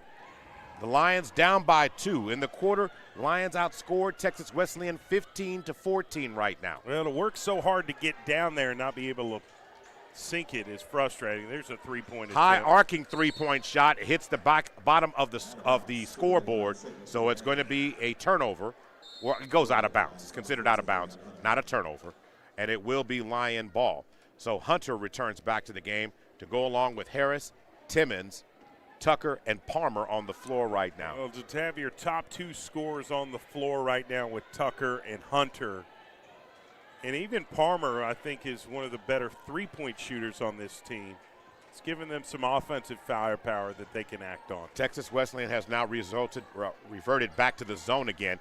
Deep three-point shot, draws no iron. Palmer gets it, throws it back into Timmons, and Timmons scores. Oh, wow. What a save by Palmer, and then to have the wherewithal to find Timmons right there on the block, and she got the bucket to tie the game. Great job. Timmons has a team-high 8 points now. Ball working around in the lane. Back to Moore, back to Peyton. She's trying to find some space. Peyton Foster. Look at Harris. Sterile by Harris. Hard work. She gets the steal and the deal. To take the lead, that's Jamari Harris making plays for her team. That's an effort play. She wanted it more than they did. And what Chris Vincent wants from his team, he wants them to be willing to get up and take it. Going to work right now. Ball up top. Trying to get the ball back in the hands of Foster. Timmons deflects it. Shot clock turned off. And here comes Hunter leading the Lion charge. Over to Harris, and Harris can't hold on to the pass. Goodness. She was thinking about the shot and forgot to catch the ball. Oh, she hates it. That's not something we see from her very often. So Harris Palmer's telling her to shake it off. Let's go. Let's get back on defense. And that's what Coach Vincent's doing, saying, hey, don't worry about it. Don't worry about it. We got this. So Tucker comes out of the game with 22 seconds to go. The Lions have fought back to take the lead right now. 40-38, 17 seconds left to go in the third. Harris now covering. The student section is all filling up for Greek night tonight. They're here to see the Lions fight and play hard. You can feel the energy in the room taking a tick up. And the ball is going to be knocked loose And it's going to be a shooting situation, On 1-1 Natalia Jones. on Jones. So now shooting 2 at the free throw lines. That is the 5th foul as Phillips. Phillips averages 17 points a game for this team. Yeah. Is that How many fouls does Phillips have? Because she's the #1 fouler on Texas. Oh, wow. Okay. Because she, as for the season, Phillips has double the amount of fouls of her teammates at Texas Wesleyan. But she also draws the most fouls as well. And she goes 0 for 2 at the free throw Wow. line now. 3 seconds on the clock. Hunter's going Get to the try shot and off. launch it. Hunter drives it for 3. Oh. Shot draws iron, no good at the So end of the close. quarter. So but close. the Lions have overcame their deficit. They were down. They were down at the end of the third quarter by 3. They've now taken the lead by 2. They've outscored them 19-14 in the third. And this is Langston Lion basketball, brought to you by Blue Sky Bank, MJ Bail Bonds, Community Health Centers of Oklahoma, and Guiding Right. The right way to play. When we play the right way, everyone rises, because the right way isn't just about the rules of the game. It's about respect for the game and the culture it fosters. The NAIA takes the student part of student athletes seriously, balancing growth of the whole person with athletic achievement, because that's the right way to play. On the field, in the classroom, and within the community. The NAIA, college athletic the way it was meant to be played. I'm Maurice Prince. This is Jay Swick here. Swick, this team showed grit. Right. This team showed fight. And they made enough plays, knocked down a couple of big-time free throws, and Amaris Timmons has had the show tonight. She's got 8 points so far in this game. Yeah, they down 4 at half. That's right. And now here we are going into the fourth quarter with a 2-point lead. This is where you got to bear down. You know, it comes down to 10 minutes of hell. Who's going to have to go through that to get the W? You know, if LU wins tonight, they will minimum get a share of the conference title. So they know what's ahead. They're built for this. You've got to mentally prepare yourself to give it all you got and leave it all on the floor to come away with this victory, because Texas Wesleyan's given them everything they got. All right, going to work. Who's on the floor? Harris, Hunter, Jones, Palmer, and Timmons. They're battling, of course, against Goldman, Foster, Moore. Also on the floor, I think that's Sanford on the floor, as well as Phillips. Trying to get the ball inbound to Goldman. Goldman can't knock that first one down. She gets a second bite at the apple and cashes that check. Yeah, that was the one play that one opportunity they had to score, and they took advantage of it. I had no problem with the way that Langston was defending there. It was just that extra pass where they did find the open player down there on the block. All tied up at 40 right now. 15 seconds to go on the shot clock now. Hunter gets it over to Palmer. Palmer unloads a 3 and dials up a triple and does the arrow shot as she calls it out. Palmer in the game now has 7. She's feeling it. Keep giving that girl the basketball. She's going to do something with it. And now this is what motivated them to get a little pep in their step here on defense. I like it. All right, ball back in the hands now of Sanford. Sanford in the game right now. Now the ball in the hands of Goldman, being guarded by Timmons. Timmons, Goldman, ball's knocked loose. Hunter comes away with the steal. Hunter's going to push it. Has Harris open on the other side of the floor. Bounce pass inside, up fake by Jones. Shot off the glass. She draws the foul. Will go to the free throw line shooting 2. Yeah, I'll take that every day, whether that was, Harris shooting the ball or making the extra pass. It's a high percentage shot. That's what you want. And that was a little bit of a, fast break, which fits right in their wheelhouse. That's what they want to get going. So they can actually take a 2-possession lead if they can make one of these next 2. All right. So Nala Richardson, I do believe, is back on the floor. She is. It's interesting to note she's got 4 personal fouls in the game, and they're going to her with 8:33 left to go right now, Swick. Jones at the free throw line misses that first one. She gets one more. She's got to knock this one down, make it a 2-possession game. And she doesn't get that one, but great hustle by Palmer getting the rebound.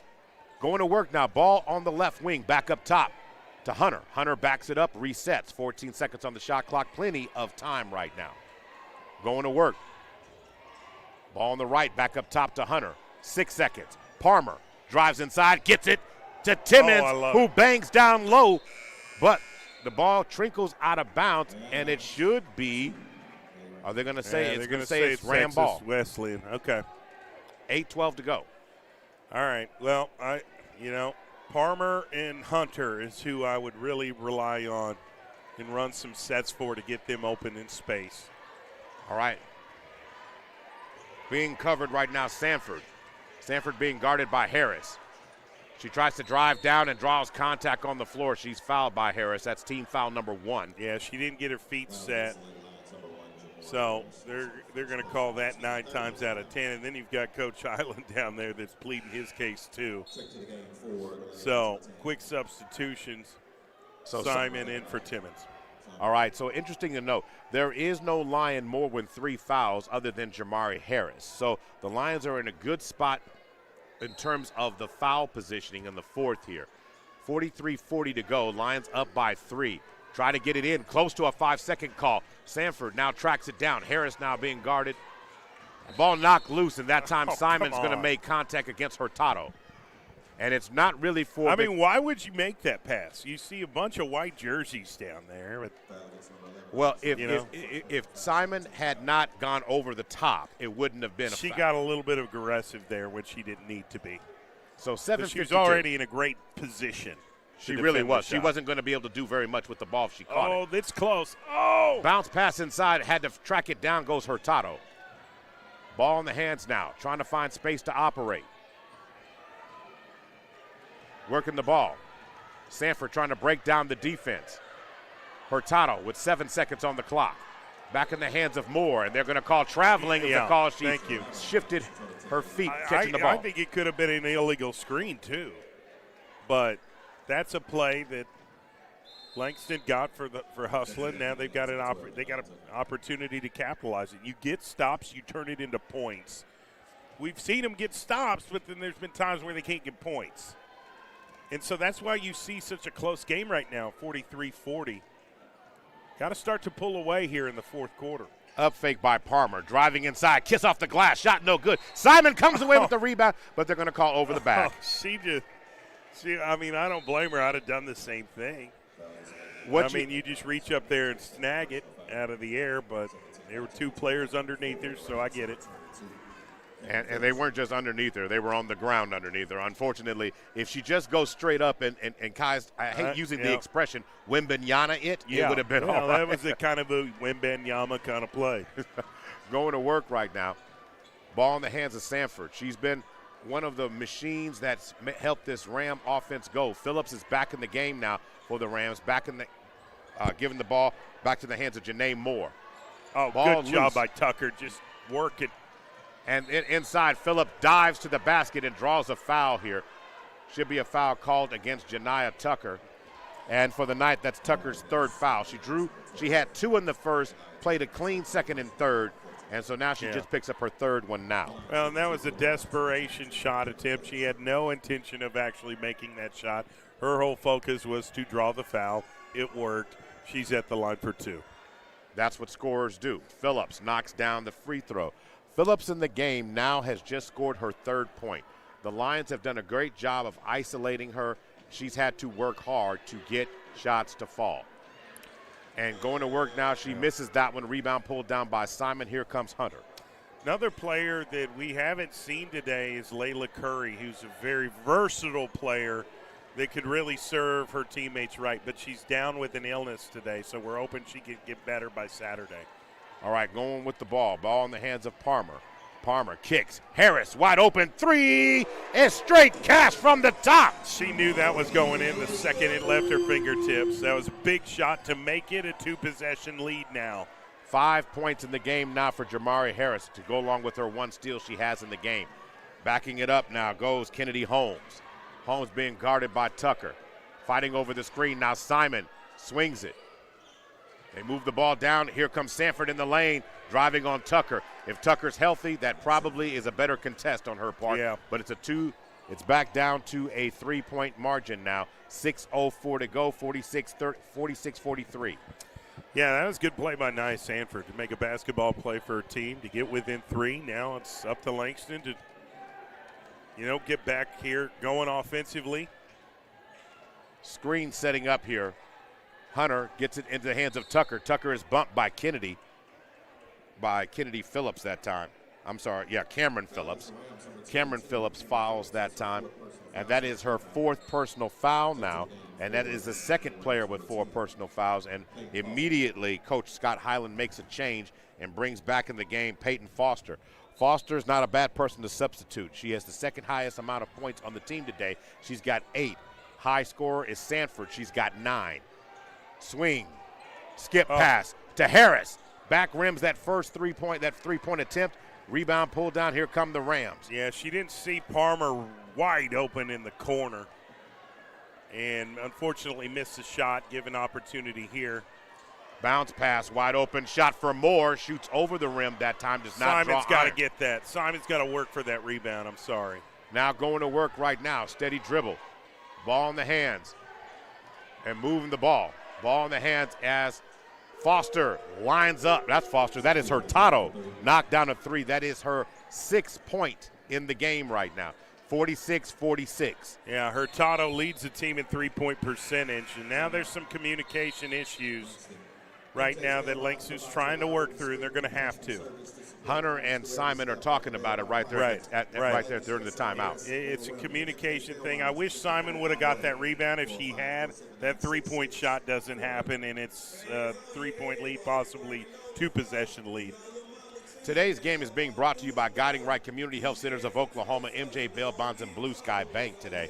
Now, looking at the game right now, in the 4th quarter, the Lions have been outscored 8-6. They've been scoreless the last minute and 44 seconds. And the Lions are still trying to fight onto the lead. Their last lead was with 5:15 to go in the 4th quarter, where it was a 46-43 margin right there now. So now we've got to find a way now to go ahead and get the defense locked back in to prevent easy baskets for Texas Wesleyan overall, Swig. No, I think that's exactly right. I mean, we're getting down to the nitty-gritty here, and it's going to come down to who wants it more. And you're going to see some high-effort plays from both teams. Who can execute down the stretch better is going to win this game. And whoever gets to the free throw line and makes their free throws are going to have a huge edge in this game. So it's coming down to mindset. You know what the other team's trying to do offensively. It's just coming down to effort and wherewithal, and who can execute and have the better mental edge going down the stretch. 4:55 to go. Game tied at 46. The team foul situation. The Lions have 4 fouls, 4 team fouls, where there are 2 team fouls against the Rams right now. 4:53 to go. So you've got Hunter, DT's back in the game. Deasia Thomas to go with Arissa Palmer and Janiah Tucker and Dejanay Harden on the outside there. Trying to find someone, and Tucker now has it. 6 seconds on the clock. Drives in the lane, and they're going to say an offensive foul, and they're going to call an offensive foul against – who is it up against? They said number 12. I don't – Yeah, that's it's on Tucker. Yeah, that's on Tucker, and I think, they're getting her for an offensive push. Okay, so it had to be an elbow. With an elbow, the right arm. She doesn't like the call. She seems to be frustrated. I get it. I don't blame her. So, to me at this point, we got to see a combination. If I could pull into the Chris Vincent toolbox right now, the lineup I'd like to see on the floor right now would be Jermani Harris, Alyssa Palmer, of course, Ariana Hunter, to go with Amaris Timmons and Deasia Thomas. To me, that's the lineup I would want to see right now. Reason why, Timmons is basically your high scorer with 8 points in the game. And if you need a bucket, you know that the 2-man big game between her and Deasia Thomas would be very effective overall. So to me, I think that gives you the most versatility and also a stout defensive players who are really good on switches at the top, what Texas Wesleyan has been able to be so effective with in this game. Where's Alexandria Jefferson? Well, she has not played a lot in the second half. She played a lot in the second quarter. In the game itself, Jefferson has 9 minutes in the game to go with 3 points. Well, I think you got to keep Jamari Harris in the game. Her defense tonight has been outstanding. She's been able to spark some points in transition, creating turnovers. I think you got to keep her in there. I'd love to see Timmons and Thomas together. Two twin tower kind of, that's a twin tower concept. You know, and are you getting Janiyah Tucker, Palmer, and of course, you know, Hunter. So it's hard because you've got 6 spots for 5. You got 6 players for 5 spots here. So of course, Chris Vincent doesn't do anything what we suggested. He goes with De'Aunjanae Harden, Nat Jones on the floor. Nat Jones gives you versatility to guard the big or the small position, and she can fight over screens. The key thing is you've got to get them off the three-point lane right now. Right. Hurtado, off the switch, gets the ball in the hands now of Kennedy Holmes. Tries to get it inside, and a nice block, and they're going to call a 2-shot foul as Palmer is going to get into the body of Hurtado. She's going to go to the free throw line. She has 6 points in the game thus far, and more importantly, has a chance to give Texas Wesleyan the lead. Well, and that's the matchup they wanted. They were going to move the ball until they saw Hurtado get on Palmer. There's a size difference. They fed her the basketball, and the only way to even somewhat defend it was to foul in that moment. She wouldn't have got the ball if De'Asia Thomas was there. Right. If you really want to look at one stat's the difference in this game, and it'll come after Hurtado shoots this shot. She knocks it down. So that is free throws basically 11 and 12 on the night, and it gives them the lead 48-46. However, they are 6 of 12 shooting free throws, meaning Texas Wesleyan. That is a great 50%, which is nothing to brag about at the free throw line, obviously. But the Lions, 21 attempts at the free throw line, Swig, only knocking down 9. That's 42%. That's really, in a close game, huge. As Harden does work in the lane, kiss off the glass, Hurtado with the rebound. Yeah, and they've got 5 fouls here, so you got to be careful. Every foul that you commit is going to put Texas Wesleyan at the free throw line. Sanford's done a great job of playing with 4 fouls and these key stretch of this fourth quarter here. And they're going to be a timeout called here by Scott Hyland. You know, we can go on and on about certain situations in this, Swig, but when you start looking at the statistics again, points in the paint, Langston 18 points in the paint, Texas Wesleyan 16 points in the paint. You're saying, okay, points off turnovers. Texas Wesleyan actually has more points than Langston, albeit 2, 9-7. Then you're saying bench production points. Langston 22, Texas Wesleyan 19. This is a very close contested game. Turnovers, 11 turnovers by Texas Wesleyan, 12 turnovers overall. And we said in pregame, Texas Wesleyan overall on this season, if I'm not mistaken, I said they were 3 of 9 this season at the away from friendly confines. Yeah. And I said they had to change their identity. And you said there's a lot of John Brown going on here of where Texas Wesleyan has played tonight, and you're exactly right. Yeah, it's the three-point line, and you look at it, 5 for 18 from Langston, 8 for 20, so they've hit 3 more three-pointers, and I think that's why we're seeing them up by 2. Going to work right now, ball up top, ball in the hands of Foster. Tries to throw it in, and the ball's deflected out of bounds, but the shot clock ran out.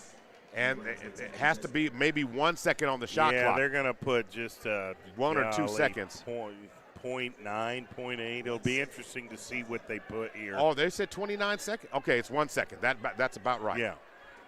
1 second on the shot clock. It's going to be a catch-and-shoot scenario. So Don't foul. So they're going to try and get it in.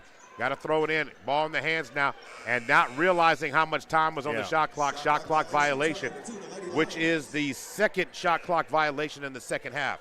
Now, you need to go to work here. We saw Harden get busy in a couple ISO situations in early. I don't mind her taking some shots. Hunter is a deadly offensive player. We've got Palmer, who got hot earlier from 3. You got to make something happen here offensively. And Thomas in the lane. And draws contact. That's team foul number 3, as that's going to be called against Hurtado. So that will be the 3rd team foul. That is Hurtado's 4th personal foul. She becomes the 3rd Ram with 4 fouls. Okay, Nat Jones coming on. Harris coming in. I love it. They're going to put Tucker in for Harden. The Lions down 2.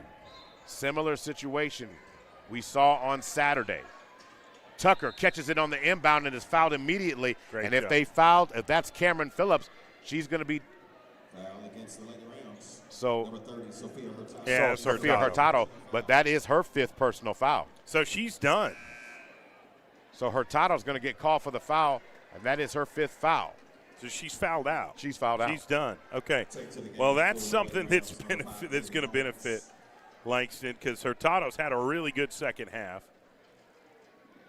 So now Deasia Thomas You comes got in to the take game. care of the free throw line. Tie this game up here, Tucker. This is what she needs to do. Focus on one shot at a time. Tucker's had such a tough night, though. 1 of 10 from the floor, 0 of 4 from deep, 1 of 5 at the free throw line. Yeah. She's got to find a way to knock these down now, and she's doing it. Yeah. Now 2 of 6 on the night, but she's getting 1 more. She's got 4. I mean, we're 3 minutes away from a share of conference championship here. You know, at minimum. And she knocks it down. All tied up at 48. Well, 3:05 to go. Really a conference championship because they have the tiebreaker against Nelson. So, you're playing for it all right here. So why not go ahead and put yourself in a position as Kennedy That's good play. drives down. Kennedy Holmes drives down and scores there and puts them back up 50 to 48. Yeah, beat the defender off the dribble to get to the rim. And now going to work. Tucker, handoff. No, she keeps it. Drives downhill. Tucker, kiss off the glass and scores. All right, here we go. Tucker. Tania's starting to warm up a little bit. 2.5 left. Now you got to get a stop. This is where Jamari Harris comes in. Going to get the ball in the hands now up top of Peyton Foster. Now dribbling it, setting it back up is Holmes. Holmes has 6 in the game. Holmes, stutter step, and they're going to call traveling. She planted her pivot foot and moved it. This ain't a tap dance recital. This is championship level basketball here. Sea of Gales Fieldhouse. Greek night, student section packed, standing room only tonight. 2:08 to go. The Lions all tied up. Steady dribble up top by Hunter. Hunter gets it in to the free throw line to Harris. Palmer wide open 3. Can't get it to fall. Still battling. Ball trickling around and Palmer ends up with it. Back of the hands behind the back What a dribble play. by Tucker. Tucker in the lane. Throws it back up top. Palmer resets and the Lions slow down. And Tucker fires a 3. Shot no good. Rebound that time by Peyton Foster. Had opportunities, and a lot of it was hustle play by the defense. Sanford for offense. 3. She can't track that one to fall. That time, Hunter ends up with it. The ball's knocked out of the hands, and it will be. And Scott Hyland. He's losing it, and he may review it here. I don't know if he – and it would be close. I think he's wrong. I think it's LU basketball. If he calls a timeout, he's going to challenge it right now. Yeah, that seems to be the case. Honestly, from the naked eye, just from my vantage point, it looks like it was the right call. So we'll see here. Scott Hyland will challenge that play right now. And right as it stands again. Yeah. All right. Yep. So 1:29 to go. So as it stands right now, today's game being, of course, brought to you by Blue Sky Bank, MJ Bell Bonds, Community Health Centers of Oklahoma, and also doing it again is Guiding Right. So we'll have to see here overall how this thing continues to evolve. But Swig, as it stands right now, we've got to find out where the Lions are going to find this extra energy they've got to. We saw this same type of effort at the end of the game against John Brown.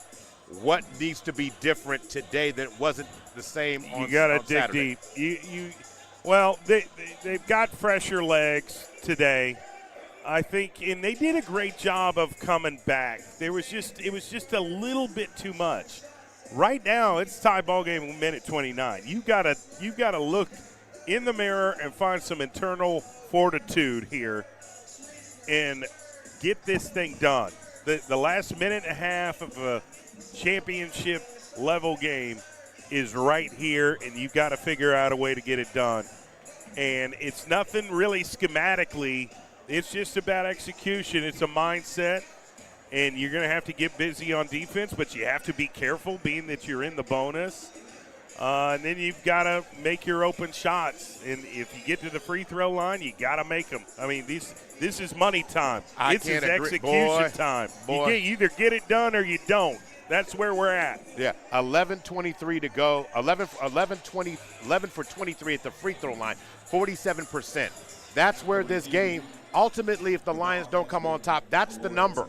That is the number. In a close game, your ability to get to the free throw line, you got there 23 times. Texas Wesleyan only there 12 times. You've got to knock it down at a higher rate than 50%. Right. Got to take care of business. All right, inbound pass. Full 25 seconds on the shot clock. Less than 90 seconds left to go in the game. And a cash shot from up top by Janae Moore. Puts them up by 3. Janae Moore shot the three-point shot well, took advantage of the open shot. Now it's up to Langston to cut this deficit now. All right, DT. Deasia Thomas now has it. Kicks it over. Driving downhill. Tucker bumped. Shot. She finds a way to get that shot to fall. 53-52. Down by 1. The Lions extend pressure into the backcourt.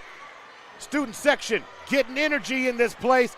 Ball nearly knocked away. Somehow, some way, Sanford maintains it. 17 seconds. 44 seconds left to go in the game. 14 seconds on the shot clock. Holmes drawing it back. Trying to get downhill on the screen. Kiss off the glass shot, no good. Rebound pulled down by Palmer. Great defense by Tucker to just stay in the way and not commit the foul. Here we go. 25 seconds left. Down by 1. Championship on the line. Ball in the corner. 14 seconds on the shot clock. 3-second difference between that and the game clock. Tucker in the lane. Contact. No foul called. The ball goes out of bounds. And the ball will be Langston ball with 7 seconds left to go. Tucker hit the ground hard. Did they call a foul? No. So what constitutes LU getting the ball back? The ball went out of bounds off the hands of a Texas Wesleyan player. Okay, I didn't see that part. So I felt like she got fouled. It looked like she had contact there, Swick, so there's no doubt about it. So timeout's on the floor. It's a full timeout. It's a 1-score game right now, Swick. It's unbelievable right now. So as it stands right now, so Tucker doing work. She's got 9. You realize this game has no double-digit score in it. Right. I mean, it's remarkable. I mean, that's how a highly defensive contest game this has been. I mean, it really has been. Both teams shooting under 40% in the game. Langston shooting 34%. Texas Wesleyan shooting about 38%. And when we say there's no double figure score, we're talking about both teams. Right. Like there's no player that scored more than 9 points exactly in the game. I'm sorry, I'm going to Janai Tucker here. She's gotten the last few buckets. It seems like she's a woman of destiny right now. I think if you're Chris Vincent, you draw up a play, put the ball in her hands, and whether she shoots the shot to make it or she draws the foul, you got to go to your moneymaker. You got to go to the leading scorer for the season. You draw something up from Janai Tucker here. That's what I would do. And I guess for people who are watching this game, the national implications on this game are huge for Langston. They went in a disrespected manner for 15 games. Their winning streak was not appreciated. And on that, Tucker now has it. 6 seconds on the clock. Driving to the lane, and she's giving them a 1-point advantage with 8 seconds left to go. Got to get back on defense, Janaya. Timeout. Okay, they called it, thank goodness. What a play! What a play! You know, it was an awkward pass. I couldn't really tell who she was throwing the basketball to, but Janaya came up with it. Made it under move, and then got to the rim.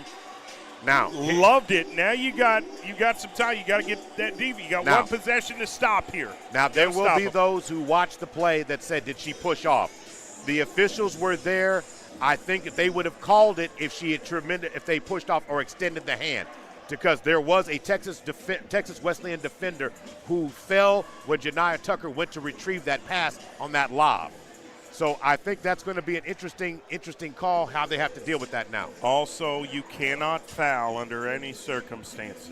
Oh, yes. It's going to put them at the line for 2. You don't want to do that. Now, if that does happen, that is a lot of pressure. I don't care who you are. But you want to play good defense but not draw the foul and see what happens. I mean, Wow. goodness, great. 8 seconds away from a championship here. Now, Oh, my gosh, the gym is electric. what I was trying to say before that ball was inbound, it almost missed the play because I was talking about it. The national implications. The Lions were disrespected in their 15-game winning streak. That's right. Held out of the top 25. They lost a game after playing 5 games in 9 days. So you really don't want to go on a losing streak at the end of the season. That puts you in a bad spot with those voters and those who start putting you in position. Now you're going to start getting some things going against you that you might have. That's how Right. important this game is. And not to mention what you said earlier, the SAC conference title can be won here tonight outright if you do it. Exactly. Exactly, because they have tiebreaker edge over Nelson. So you win tonight, this is yours. This is yours. And Coach Vincent's going to call a timeout quick here too. So he saw the line. Oh, goodness. He saw the personnel and the play that Yeah. looked like that Scott Hyland was trying to set up. So there. now he's going to put in the proper lineup to best defend it and try and predict. And, I mean, what do you do if you're Texas Wesleyan here? So if you're Texas Wesleyan, Do you go for the, golly, okay. The you've player got a lot of shooters here to choose from. I'm going to Janae Moore. Janae Moore has earned the right to the last shot. If it's not her, I'll live and die, of course, tonight with anything Cameron Phillips does, because Phillips has had the moxie all season long to score. Hurtado has fouled out. Now, of course, the unsung hero in this game could be Sanford. Sanford has 4 fouls in the game, and she has been dynamic. So if I can get her going downhill. Well, and she's beat a couple of defenders off the dribble before here in the second half. 8.1 seconds. Student section Let's see what standing up. happens. 8 seconds to go. Trying to get the ball inbounded now. Don't foul, don't foul.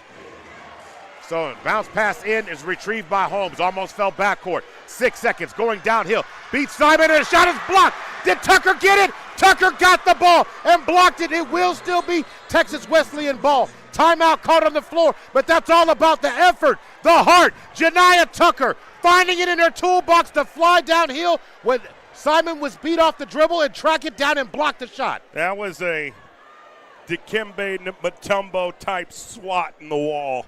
What a play at the most important time. When she reached up, I was in slow motion going, don't foul.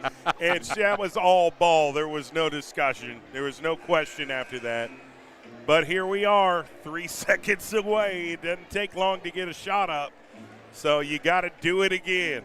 So, okay. So Closing out is the hardest thing for every basketball team.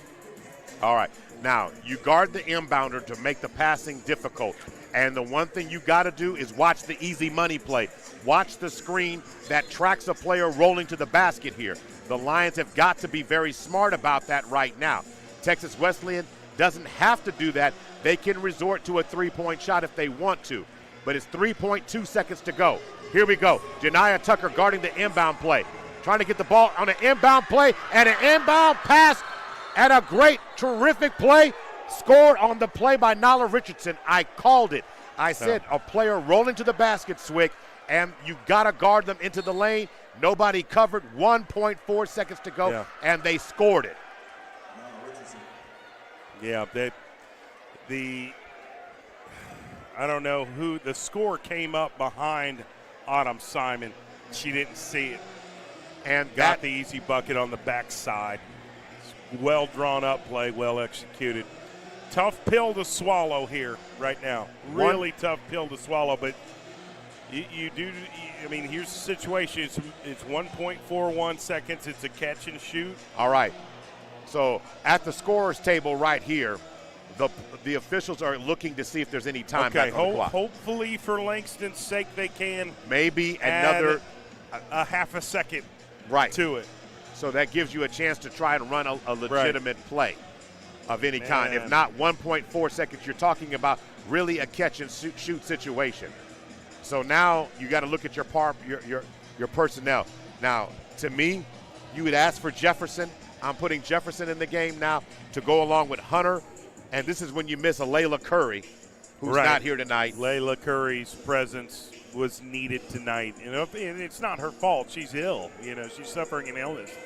So we're hoping that she can get back on track on Saturday. But, yeah, we'll see. I mean, this is what this is. No matter what, it's setting up for a monster matchup on Saturday, bro. No, a monster one. It really is. You're talking about that situation, and if you are Texas Wesleyan, I'm going to tell you right now, they're going to put 2.03 seconds back on the clock. Yeah. But this is what I'm telling you. I would be willing to foul them on the inbound play because you got to go the full court. But if you got to go the full court, I wouldn't foul. Not down by one. I think, to go full court here. Hunter's going to throw it in. And she's going to fire it in. And then Palmer is going to let it go as time expires. And at the end of it, Texas Wesleyan stuns the Langston Lions and wins by the score of 55-54. That is back-to-back games. The Lions have lost by less than 2 points, 2 points or less. Wow. Heartbreak. And takes the air out of the building right here. But the Lions, again, in this situation, not trying to be negative Nancy, as they say all the time. But the Lions had a chance, Swick. But when you don't shoot well from the free throw line, and then you had some bad communication on the defensive end tonight, they had two lapses again on the defense, too many lapses on the defensive side of the ball. That inbound play, it was a communication thing on who had who. Those are mistakes, and in a close game, you got to be on top in those situations. It's hard for me to kind of find words right now because I know how much they care. I know, and credit to Texas Wesleyan, boy, they fought hard. And they earned incredible it. game. And they earned it. Yes, they did. They deserve a lot of credit, absolutely. Scott Hyland's team worked for it and got the dub, and credit to them. But my heart goes out to those Lady Lions. I know how hard they worked, and they were just one possession less than what it took to win. And, Coach Vincent was 28-0 at home going into last weekend's game and lost the first home game by 2 points. And loses the second. second. And then loses the second one by 1 tonight. I feel like Coach Vincent he is such in tune with this team. He felt something was brewing. I mean, you could just tell he was concerned about it. He knew how hard Texas Wesleyan was coming up. But still, just a possession difference. It's a different outcome, and that's what happens this time of year, right? Late in the season. But it's setting up for a monster matchup on Saturday against Nelson. Now, you left the door open when you start talking about this. So Texas Wesleyan in the season improved to 12-15 overall, 8-14 in conference, and they needed a statement win. How about coming in and knocking off number 20 and getting their fourth win on the road this year and improving to 4-9 on the road. Overall, for the Lions on the other side of it, they fell to the record of 23-4, 17-4 in conference, now 9-2 at home. And they control their own destiny, but it's one of those type of things. I said it, but now it really stings now. I said the Lions had to fight hard to get national recognition. They had a 15-game winning streak where no one in the country gave them any credit, paid any attention to them, and they had to fight hard to get number 20. And now, since they've been number 20, they're going to have a losing streak and likely fall out of the final season poll. What does this mean? It becomes more difficult to try and host at that point if you don't win the SAC tournament at the end quick. And more importantly, now if you do you draw a tougher seed now if it goes. Now, this is not over by any stretch of the imagination, but you said it. Saturday becomes a monster game overall. Right, and then all of a sudden the Sooner Athletic Conference tournament becomes a little bit more important. We knew it was important anyways, but you really look at what it means now for the team. It's all in front of them. It's just up for grabs. You've got to go out there and physically take it, and to be that close and not be able to grab it, frustrating. It's going to be hard to sleep tonight for the Langston Lady Lions. It's going to be hard to sleep tomorrow night. But Saturday is a new opportunity, and it's a new opportunity to get back on track. Now, the one thing I want to say now, Swick, the key thing is the locker room has got to remain positive. Don't turn on each other, because the mistake here by turning on each other will be that you're not focused on Nelson, which you absolutely need to be right now. This can't be a finger-pointing game or a finger-pointing situation. You've got to get over it. So as it stands right now, when we start talking about the women's basketball game, the Lions had one player get into double-digit scoring. There was only one player that got into double-digit scoring the whole game. That was Janiah Tucker with 11. Well, what's going to bother the Lions tonight is that they turned the ball over 12 times. They only turned and forced 12 turnovers against Texas Wesleyan tonight. And points off those turnovers overall, they only had 7. And Texas Wesleyan basically beat them at their own game with 9. Yeah. It's just a basket, but it means so much. Then looking at it from the standpoint of Texas Wesleyan tonight, Texas Wesleyan had 3 or 4 players get right up under 10. Janiah Moore with 9 points overall. Then you ended up with Foster with 8, Hurtado with 8, Sanford with 9, Richardson with 7, Holmes with 6.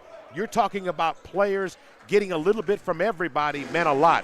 Where the Lions did get a little bit, but tonight they didn't get enough from players like Ariana Hunter tonight. She had 4 points on 5 shots.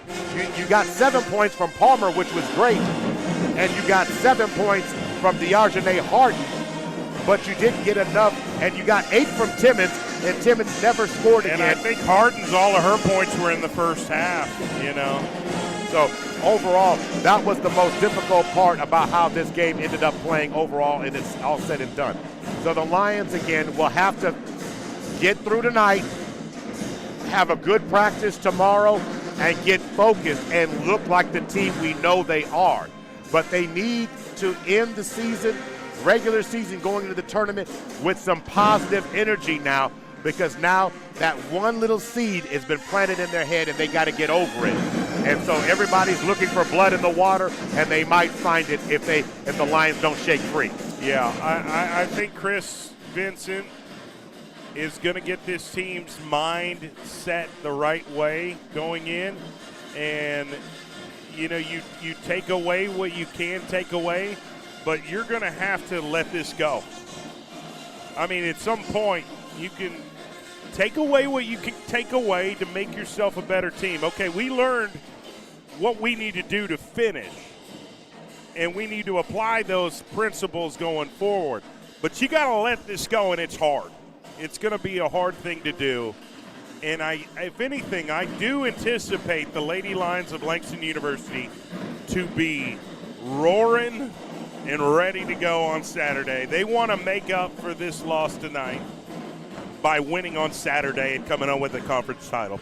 And the Lions can do that. He's Jay Swick, I'm Maurice Prince. This ends this Langston Lion women's broadcast. We'll take a break, and we'll be back in a little while here with the start of the men's game in just a moment. You've been listening to Langston Lion basketball, brought to you by Blue Sky Bank, MJ Bail Bonds, Community Health Centers of Oklahoma, and Guiding Right.